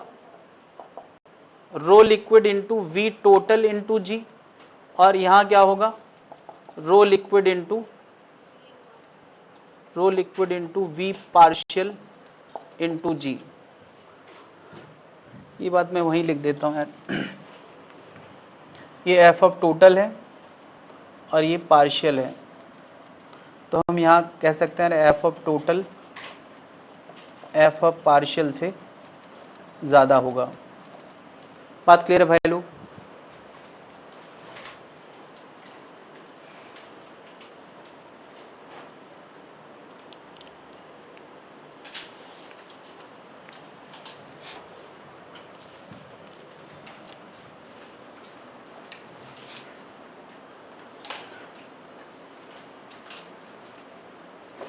एक मैं चीज यहां दिखाना चाह रहा हूं,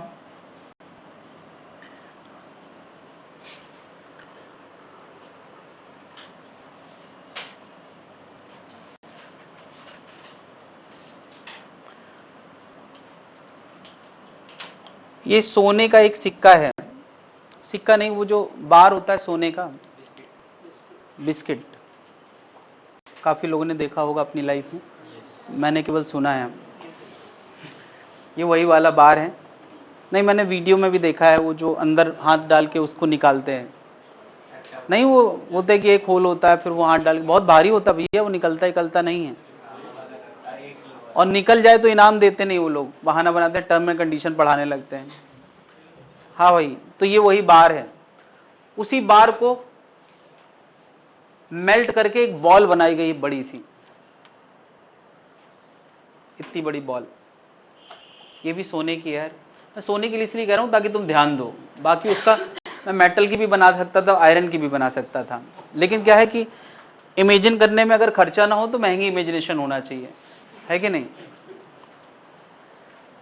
तो यहां मैंने क्या किया है, उसी मेटल की, सोने के सिक्के की क्या बनाया है, बॉल बनाया है। बॉल के अंदर क्या भरा है, हवा भरी है। तो मेरा क्वेश्चन है यार, इस बार को एफ मिल रहा होगा, है ना, और इस बॉल को भी एफ मिल रहा होगा, है ना, इसको भी एफ मिल रहा होगा। किसको एफ ज्यादा मिलेगा? क्या जनता समझ पा रही, किसको एफ ज्यादा मिलेगा? बॉल को। किसने ज्यादा वॉल्यूम लिक्विड का हटाया है? बॉल ने। और इसने क्या, कम वॉल्यूम हटाया है, तो एफ किसको ज्यादा मिलेगा? बॉल को ज्यादा मिलेगा। नहीं, यही प्रिंसिपल किस में यूज होता है? शिप में। शिप होता भले लोहे का है, बट अंदर से पूरी तरह से क्या होता है, हॉलो होता है। मतलब उसकी मोटी दीवार बनाई जाती है ताकि पानी ना घुसे, लेकिन अंदर से क्या होता है, हॉलो होता है। और अंदर से अगर हॉलो होगा, बस मटेरियल की एक लेयर यहां पे चढ़ी हुई है, नहीं, तो फिर उसको एफ मिलने वाला उसके वेट के मुकाबले बहुत गुना ज्यादा हो सकता है। देखो, इसके वॉल्यूम के मुकाबले कम से कम ये 20 गुना ज्यादा वॉल्यूम है, 20 गुना ज्यादा वॉल्यूम है, तो इसका एफ भी 20 गुना ज्यादा मिल रहा होगा। और 20 गुना ज्यादा मिल रहा होगा तो इसके ऊपर तुम थोड़ा बहुत सामान भी रख दो तो उसका लोड भी ये ले लेगा, अपना वेट भी संभाल लेगा, और ये अपना वेट ही नहीं संभाल पाएगा। इसको जो एफ मिल रहा होगा और इसका खुद का जो वेट होगा mg ऑफ मेटल, इस मेटल का जो mg होगा, mg ज्यादा होगा कि एफ? तो यार इसको एफ जो मिलता है वो उसको वेट को भी नहीं संभाल पाता है, तो ये इसका क्या होता है यार, डूब जाता है। और इसको जो एफ मिलता है वो अपना वेट भी संभाल लेगा और उसके ऊपर जो लोड लदा हुआ है उसका भी वेट संभाल लेगा।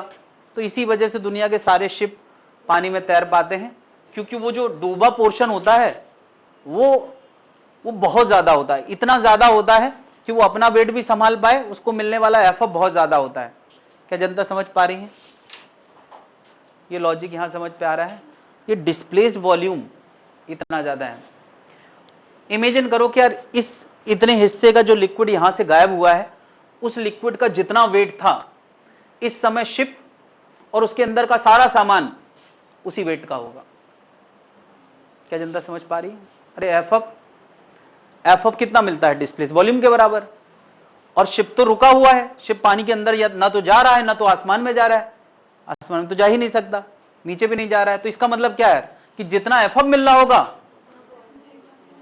तो एफ कितना मिलता है, वहां हटाएगा वेट के बराबर। तो अब इमेजिन करो उस शिप का वो पोर्शन जो पानी में डूबा है, उतनी जगह पे जितना पानी आएगा उस पानी के वेट के बराबर इसको एफ मिल रहा है, और उसी के बराबर उसके अंदर का सारा सामान और मेटल होगा, तभी वो तैरता रहता है। अगर सारा सामान और मेटल उस हटाए गए वेट से कम हो जाए तो क्या होगा? सिंक हो जाएगा।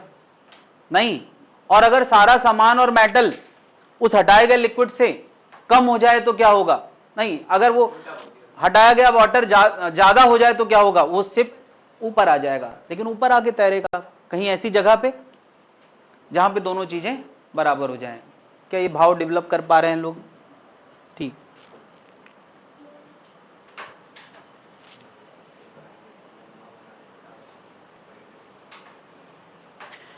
तो इसके यार कभी कभी एक्सपेरिमेंट दिए जाते हैं ये समझाने के लिए कि कैसे ये काम करता है। एक बार देखें जरा ये एक्सपेरिमेंट कैसे काम करता है। देखो यार, ये इस होल तक लबालब पानी से भरा हुआ है, एक कोई ऑब्जेक्ट इसके अंदर डुबाया गया तो ऐसा नहीं है कि वो अपने वेट को अकेले संभाल रहा है, उसके वेट को ये धागे के जरिए संभाला गया है। खैर, मैं अभी बात कर रहा हूं कि इसके वेट को डुबाया गया। पहले ये कुछ 6 का था, कुछ भी मान लो यूनिट, तुम कुछ भी मान लो 6 केजी का था। अभी ये कितने केजी का है? इसके वेट में कितनी कमी आई? 2 केजी की कमी आई। इसका सीधा मतलब क्या है? इसको कितना एफअप मिल रहा है? नहीं, इसका सीधा मतलब इसको 2g का एफअप मिल रहा है। ये बहुत क्लियर कर दे यार, ये जो मशीन होती है ये वेट नहीं मास बताती है। चलो ये मशीन जो है वेट ही बता रही है, तब ठीक रहेगा। चलो अभी वेट ही समझें। पहले इसका वेट 6 न्यूटन था, अब न्यूटन में बोलना है यार। पहले इसका वेट कितना था? 6 न्यूटन। अब इसका वेट कितना है? 4 न्यूटन। तो इसका मतलब इसको एफअप कितना मिल रहा है? 2 न्यूटन का एफअप मिल रहा है। इसका मतलब इसने कितना पानी हटाया है?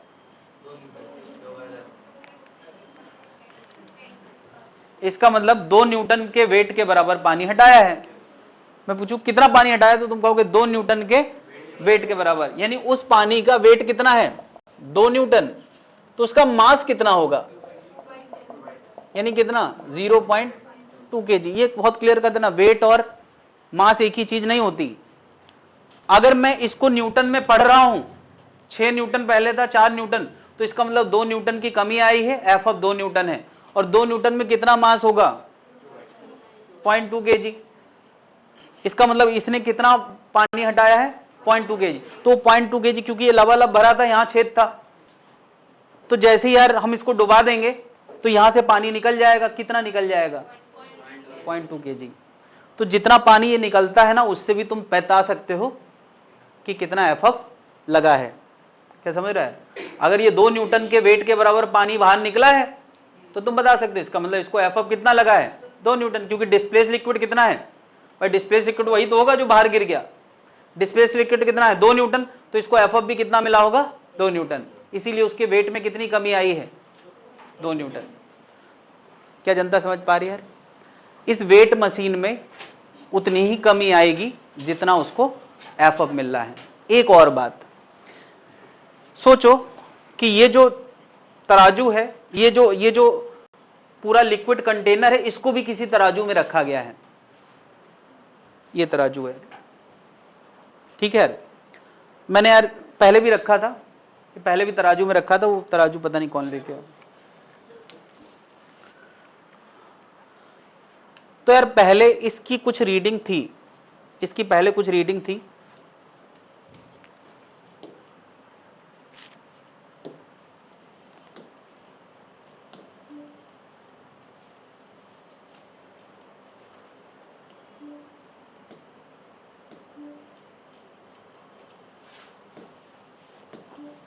सोचो यार, इस वेट मशीन की पहले कुछ रीडिंग थी R1 न्यूटन। किसमें थी? R1 न्यूटन में। नहीं, मुझे बताओ जब इसमें चीज डुबा दी गई तो इसकी रीडिंग में फर्क पड़ेगा? इसकी रीडिंग में तो फर्क पड़ ही रहा है, तुम्हें पता है ना। वो बगल से पानी निकला होगा और वो पानी हम पिछली बार लेके हटा दिए थे, इस बार हटाए नहीं है यार। देखो इस बार ये पानी का लेवल ऊपर बढ़ गया है। अरे हटाएंगे नहीं तो क्या होगा? जैसे हम डुबाएंगे तो पानी का लेवल ऊपर बढ़ जाएगा। नहीं, क्या मुझे बताओ, पानी का लेवल जरूर ऊपर गया, लेकिन अभी भी तो इसने लिक्विड डिस्प्लेस किया है, तो इसको एफअप मिलेगा कि नहीं? इसके वेट में कमी आएगी कि नहीं? पहले 6 न्यूटन था, अभी कितना है 4 न्यूटन, 2 न्यूटन की कमी आई है। मुझे बताओ इसकी रीडिंग में कोई फर्क आएगा कि नहीं, जिस तराजू पे रखा है उसकी रीडिंग में कोई फर्क आएगा कि नहीं, मेरा क्वेश्चन है। कितने लोग कहते हैं हाँ आएगा, हाथ उठाएं। कितने लोग कह रहे हैं नहीं आएगा, हाथ उठाएं। और कितने लोग कह रहे हैं कि चलो अच्छा, अपना कारण कौन एक्सप्लेन करेगा कि नहीं आएगा का कारण क्या है?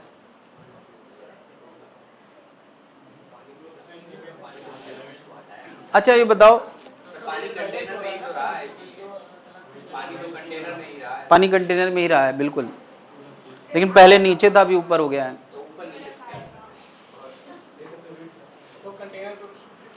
मेरा क्वेश्चन है यार कि इस पूरा कंटेनर के ओवरऑल वेट में फर्क पड़ा होगा कि नहीं, मेरा क्वेश्चन है। यानी सोचो यार, ये वेट मशीन में एक रखा है और तुम जाके उसके पानी में कूद के तैरने लगो, तो इसकी रीडिंग में, ओवरऑल रीडिंग में फर्क पड़ेगा या नहीं? ये सर पड़ेगा, अभी पानी हटा लेना, पानी तो कंटेनर में पड़ेगा। अब पानी हटा लो तो अलग बात है, पानी का लेवल बढ़ा है, तुम उसमें डूब गए तो पानी का लेवल बढ़ा है, क्यों बढ़ा है? अरे तुम्हारे वेट को पानी ने संभाला है, इसीलिए लेवल बढ़ा है। तो अब तुम अकेले उस पे नहीं हो कंटेनर, पहले पानी अकेले था, अब पानी और तुम दोनों के वेट को कंटेनर ने संभाला है, और कंटेनर इन टन तराजू के ऊपर रखा है, तुम्हारा वेट नहीं आएगा, बिल्कुल आएगा। क्या जनता नहीं समझ पा रही यार कि तुम लॉज ऑफ मोशन से सोचो यार, लॉ ऑफ प्रेशर ना सोचो, लॉज ऑफ मोशन समझो कि कोई एम मास की चीज अगर पहले से ज्यादा वजनदार हो गई है तो उसका एमजी ज्यादा लगेगा, तो यार इसकी रीडिंग में फर्क नहीं आएगा। कितना फर्क आएगा? उतना ही फर्क आएगा। जितना वेट में कमी आई है भाई, इसने पहले लोड ले रखा था इसका पूरा पूरा, इसके लोड में 2 न्यूटन की आई है कमी, तो वो लोड किसी ना किसी ने तो लिया होगा, और वो लोड कंटेनर ने लिया है, और कंटेनर क्योंकि तराजू के ऊपर रखा है तो क्या तराजू का वेट, क्या इसकी जो रीडिंग R2 आएगी वो R1 से 2 न्यूटन ज्यादा होगी। क्या ये बात जनता समझ पा रही कि नहीं? यानी जिसको डुबाया है उसके वेट में कमी आएगी, और जिस पर डुबाया है उसके वेट में इंक्रीमेंट होगा अगर पानी हटाया नहीं गया है तो। क्या जनता समझ पा रही है? यानी 2 तरीकों से यह पता किया जा सकता है कि कितना एफएफ लगा, 2 तरीकों से। किस तरीके से? ऊपर वाला जिसको डुबाया है उसमें कितनी कमी आई है वो भी एफएफ के बराबर होगा, या ये जिस पे रखा है उसके वेट में जितना इंक्रीमेंट हुआ है वो भी किसके बराबर होगा? एफएफ के बराबर। ये मैं इसलिए समझा रहा हूं कि जब लैंग्वेज लिखी जाती है तो इसी तरह की बातें की जाती हैं कि एक ऑब्जेक्ट था, पहले इतने न्यूटन था, डुबाया गया तो इतना हो गया। वो ये नहीं लिखेंगे एफएफ कितना हो गया, वो तुमसे सोचने के लिए कहेंगे कि तुम समझो एफएफ कितना हो गया, पहले 6 न्यूटन था अभी 4 न्यूटन रह गया, तो बताओ यार कि उसको कितना एफएफ लग रहा होगा, या कुछ भी ऐसा क्वेश्चन बनाया जा सकता है। या कोई पूछ ले यार कि कितना वॉल्यूम डुबाया गया होगा, तो बता यार तुम्हें एफएफ पता चल चुका है 2 न्यूटन है, तो पूछा जाए कितना वॉल्यूम होगा बॉडी का, तो तुम क्या लिखोगे? Volume into rho liquid into G बराबर 2 न्यूटन, तो वॉल्यूम नहीं आ जाएगा। बात समझ रहे? तो ऐसा क्वेश्चन बनाया जा सकता है। तो ये चाहे तो तुम डायग्राम बना के लिख लो। अब लैंग्वेज में क्या लिखोगे? जितना डायग्राम एक्सप्लेन करता है, कलर हटा देते हो, जो एलबी लिखा है उसको तुम न्यूटन में लिखना तो ज्यादा अच्छे से बात समझ में आएगी।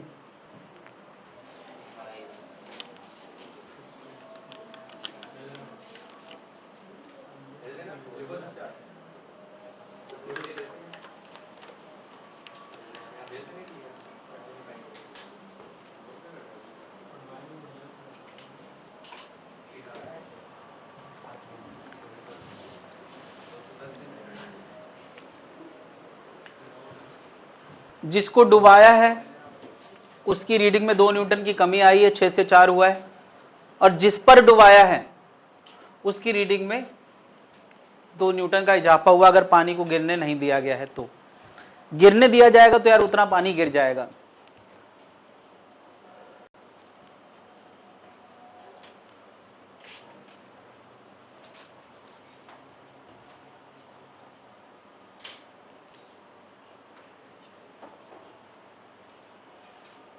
ये जनरली स्प्रिंग बैलेंस कहा जाता है इसको, ये स्प्रिंग बैलेंस है, स्प्रिंग लगी होती है इसके अंदर, उसी के हिसाब से रीडिंग देता है।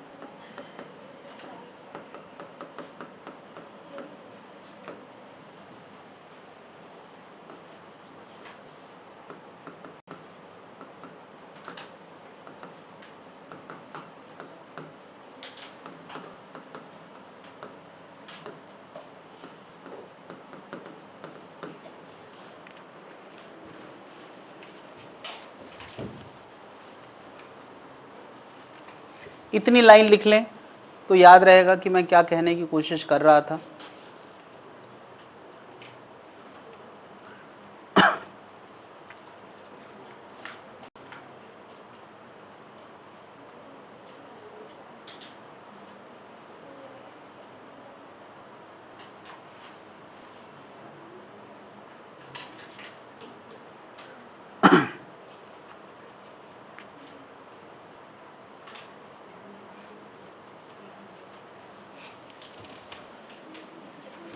जैसे अभी मैंने इस बॉडी को लटकाया है तो ये इसका एक्चुअल वेट दिखाएगा, क्योंकि अभी इसको किसी चीज का सहारा, तो ये जो रीडिंग आएगी ये क्या दिखाएगी, एक्चुअल वेट। इसको बोला पढ़ा जाता है एक्चुअल वेट।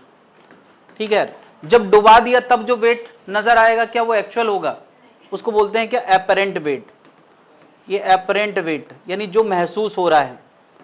क्या एपरेंट वेट सही वेट है या एक्चुअल वेट? एक्चुअल सही है। एपरेंट में कमी क्यों आ गई है, एफ अप मिलने की वजह से। तो एक्चुअल और एफ अप में कितनी कमी आएगी, एक्चुअल और एपरेंट में कितनी कमी आएगी, एफ अप के बराबर कमी आएगी। ये इसका एक्चुअल वेट था और ये एपरेंट वेट है। एक्चुअल और एपरेंट किसके बराबर होता है, तो एफ अप बराबर तुम ले सकते हो actual wait minus apparent wait. जितना वेट एक्चुअली हम मेजर कर रहे थे बिना सपोर्ट के और जितना हमें महसूस हुआ है उसमें कमी आई है एफ अप के बराबर। ये एक लाइन और बढ़ा लें।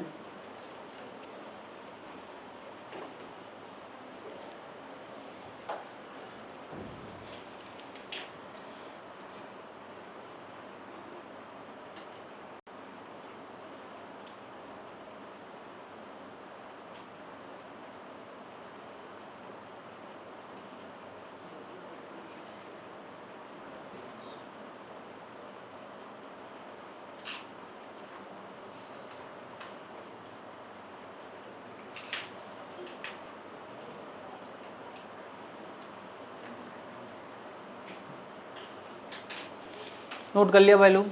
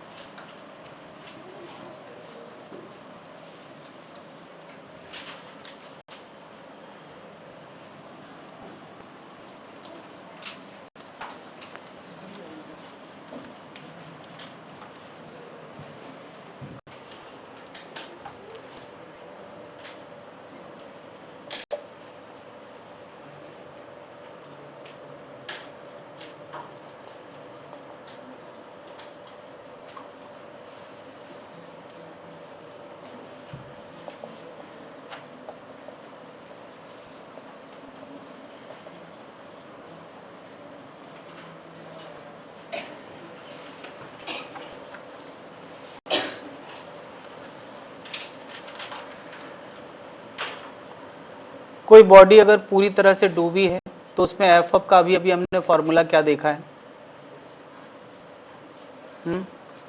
एफ अप का फॉर्मूला लिखा है volume of immersed rho liquid into G. ठीक है, मैं कंप्लीटली इमर्ज्ड बॉडी की बात कर रहा हूं। फॉर कंप्लीटली इमर्ज्ड, पूरी तरह से डूबी है emerged body.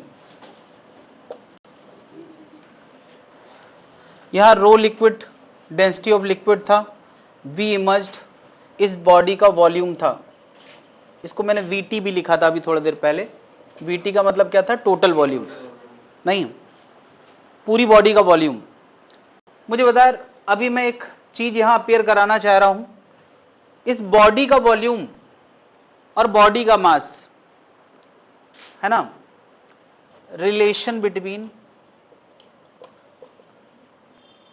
Mass of body and V immersed क्या होगा बॉडी के लिए। बता, बॉडी का mass, density of the body लिखा जा सकता है, mass of the body, density of the body into क्या, वी इमर्ज्ड लिखा जा सकता है कि नहीं। फिलहाल पूरा ही डूबा है तो मैं वी इमर्ज्ड को और क्या लिख सकता हूं यार, अभी तक के फॉर्मूले में बॉडी का मास कभी इन्वॉल्व नहीं हुआ था। ये पता है आंसर क्या गया, V body upon rho body, नहीं आ गया। अब मैं इस फॉर्मूले को थोड़ा मॉडिफाई कर रहा हूं, एम बॉडी ऊपर, एम बॉडी ऊपर, M body upon V emerged. मैं यार वी इमर्ज्ड इस फॉर्मूले में, सॉरी, रो बॉडी, देख ले आराम से, कोई दिक्कत हो तो दोबारा पूछ ले, गलती किसी से भी हो सकती है। अभी क्लियर है, कोई दिक्कत नहीं है।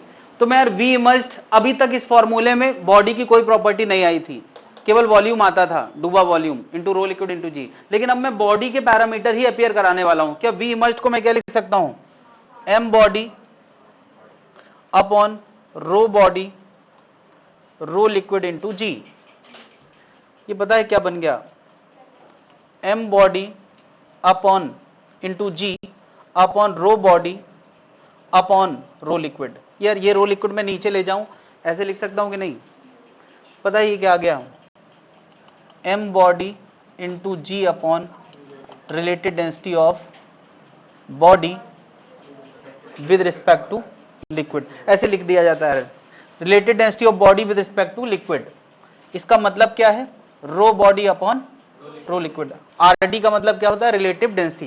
तो यार एफ अप के अब तुम्हारे पास दो फॉर्मूले हो गए हैं, एक ये था और अभी एक ये है। कन्विंसिंग है यार, पहले ये था और अभी ये है।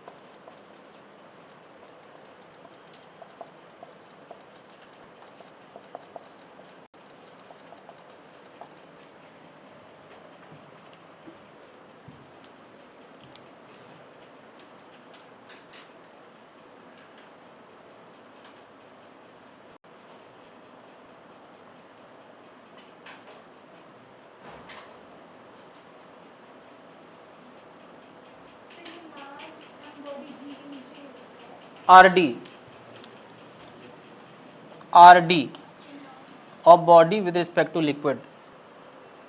आरडी का मतलब यहां क्या है, आरडी का मतलब है रिलेटेड डेंसिटी ऑफ बॉडी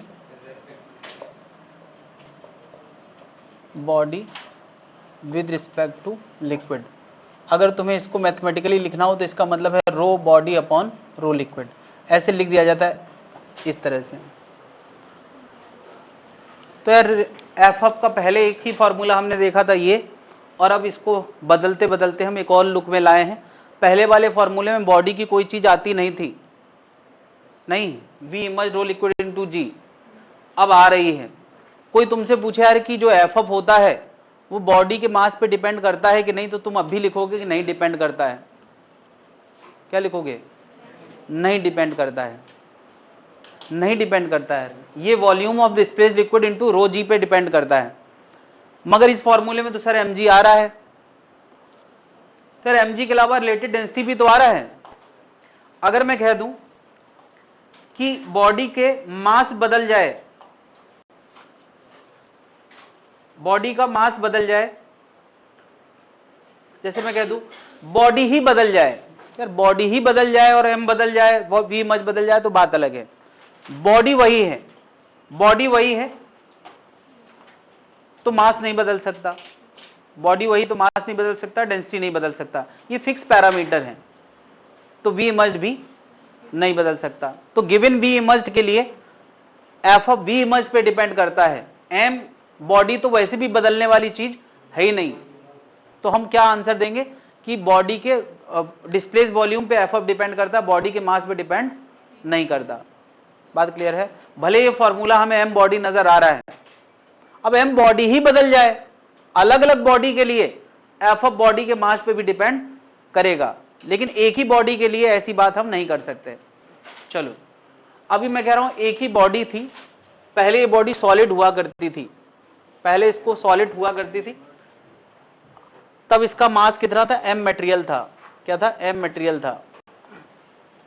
जब ये सॉलिड हुआ करती तब इसका मास एम मटेरियल था, लेकिन उसी बॉडी को फुला के अंदर क्या भर दी गई? हवा, या अंदर कैविटी छोड़ दी गई, खाली जगह छोड़ दी गई, और वो पूरा मटेरियल जो पहले सॉलिड फॉर्म में था, अब वो मटेरियल क्या हो गया? इसके अगल बगल बाहर बाहर में फैला दिया गया। तो एफ बताओ यार, मटेरियल के मास पे डिपेंड करेगा या वी इमर्ज्ड पे करेगा? यही मैं समझाना चाह रहा हूं यार, कि मटेरियल के मास पे डिपेंड करता होता तो आंसर फिर mg/rt अभी भी काम करता, लेकिन अब ये काम नहीं करेगा। क्यों? क्योंकि बॉडी वही है, मास वही है, बट उसको हमने फैला दिया है बड़े हिस्से में और अंदर खाली जगह कर दी है। तो क्या अब ये पानी को जो डिस्प्लेस करेगा वो पहले से ज्यादा करेगा? तो इसको मिलने वाला एफ क्या होगा? हम अभी भी ये लिख सकते हैं V इमर्ज्ड इनटू रो लिक्विड इनटू G, ये अभी भी लिख सकते हैं, मगर ये अब नहीं लिख सकते हैं। क्या जनता समझ पा रही? अच्छा, इस V इमर्ज्ड में अब किसका किसका वॉल्यूम शामिल हो गया है यार? इस V इमर्ज्ड में मटेरियल का वॉल्यूम शामिल है, और साथ में जो खाली जगह है जिसको मैं कैविटी बोल रहा हूं, ये खाली जगह V कैविटी, उसका भी वॉल्यूम शामिल है कि नहीं? तो जो एफ मिलेगा उन दोनों की वजह से मिलेगा, ये एक मटेरियल अकेले की वजह से? दोनों की वजह से। अब मैं यहां क्या कर रहा हूं? V material into rho liquid into G plus V cavity into rho liquid G, इतने हिस्से को अलग कर देता हूं। इतना हिस्सा V मटेरियल, क्या बता V मटेरियल, इसका मटेरियल का जो मास वॉल्यूम है वो तो तब दिखाई देगा जब इसको सॉलिड रखोगे, तभी तो मटेरियल का वॉल्यूम दिखाई देगा। क्या वॉल्यूम ऑफ द मटेरियल को मैं मास of the material upon raw material लिख सकता हूं कि नहीं? तो जब तुम यहां ये रखोगे तो ये फिर से पता क्या आ जाएगा? M material G upon R D plus ये कितना आ गया? V cavity into rho liquid into G। तुम देख रहे हो जो एफ लग रहा है वो mg/rt तो अब भी है, इतना बढ़ गया। क्यों बढ़ गया? क्योंकि अंदर जो खाली जगह है ना, उसने भी पानी को डिस्प्लेस किया है। बात समझ में आ रही? तो V इमर्ज्ड इनटू रो लिक्विड इनटू G, ये ज्यादा सॉलिड फॉर्मूला है, उससे हम पिछले वाले को भी एक्सप्लेन कर सकते हैं और इसको भी एक्सप्लेन कर सकते हैं।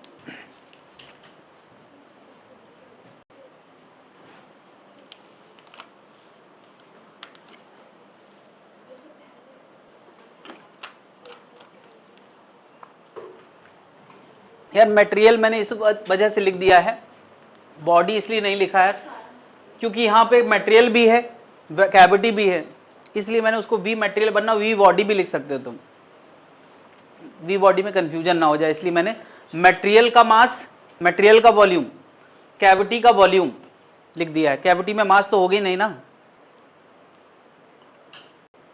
तो यार अब जो एफ लग रहा है मटेरियल की वजह से भी है और कैविटी की वजह से भी है। पहले जो एफ लग रहा था केवल किसकी वजह से लग रहा था? मटेरियल की वजह से। मटेरियल लिख सकते हैं या V इमर्ज की वजह से। क्लियर है भाई लोग?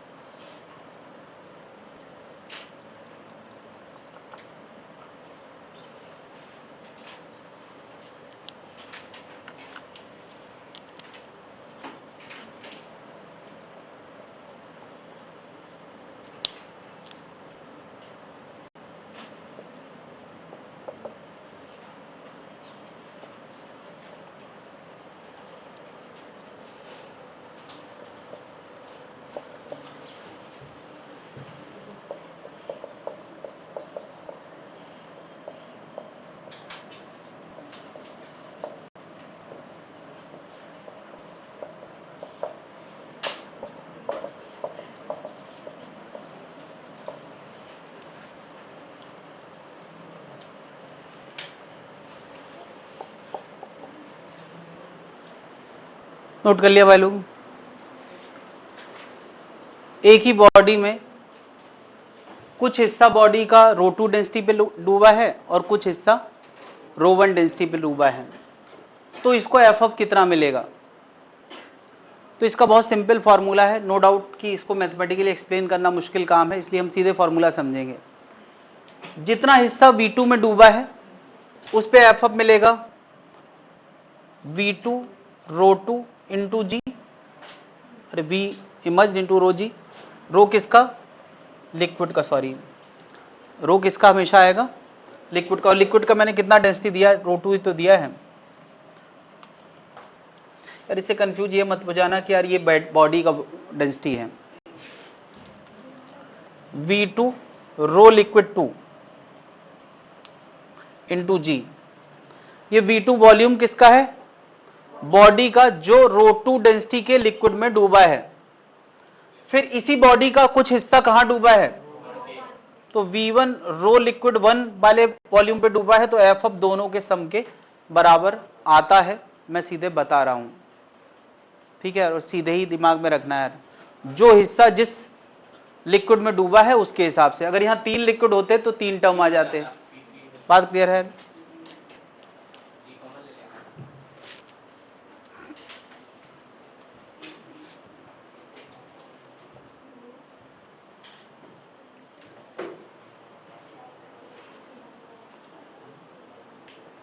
नोट कर लिया भाई लोग?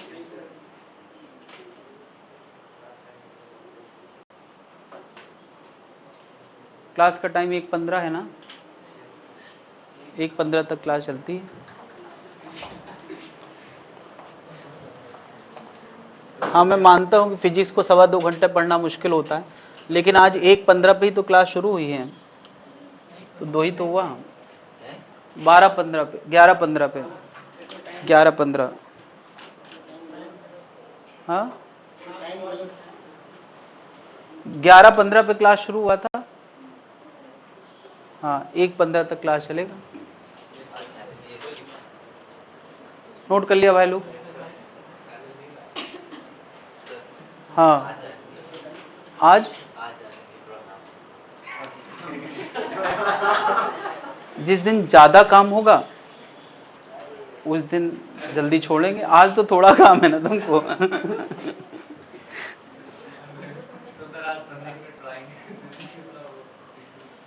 ये नोट कर लिया भाई लोग?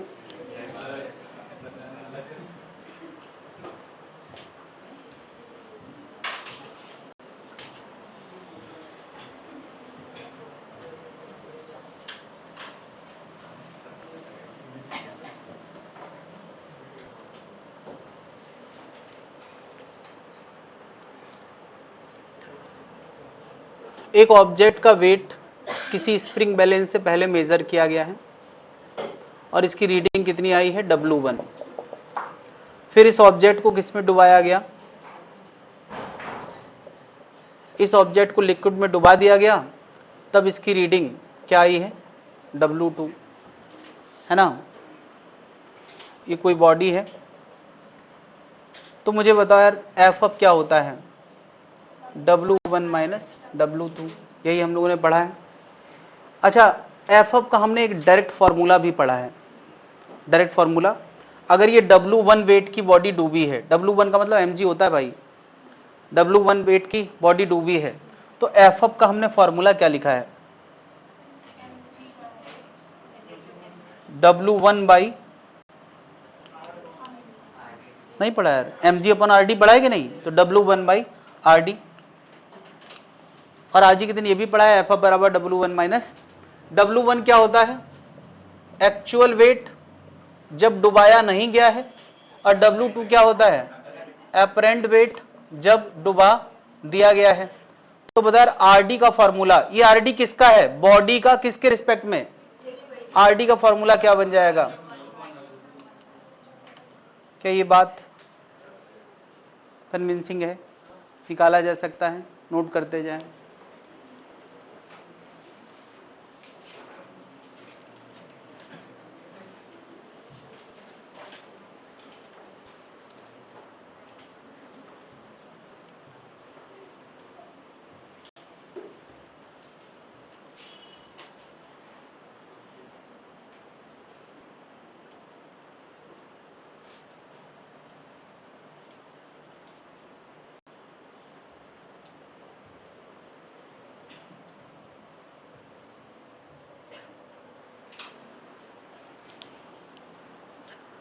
तो ठीक है, लॉ ऑफ फ्लोटेशन हम लोग रोक लेते हैं ताकि तुम्हारा होमवर्क ज़्यादा इकट्ठा ना हो, बट काफ़ी सारे क्वेश्चंस करके आना है अगली क्लास में।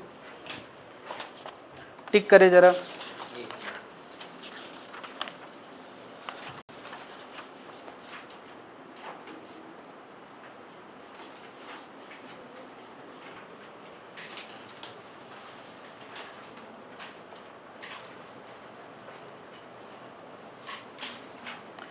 एक से लेके 29 तक के सारे क्वेश्चंस 1 to 29।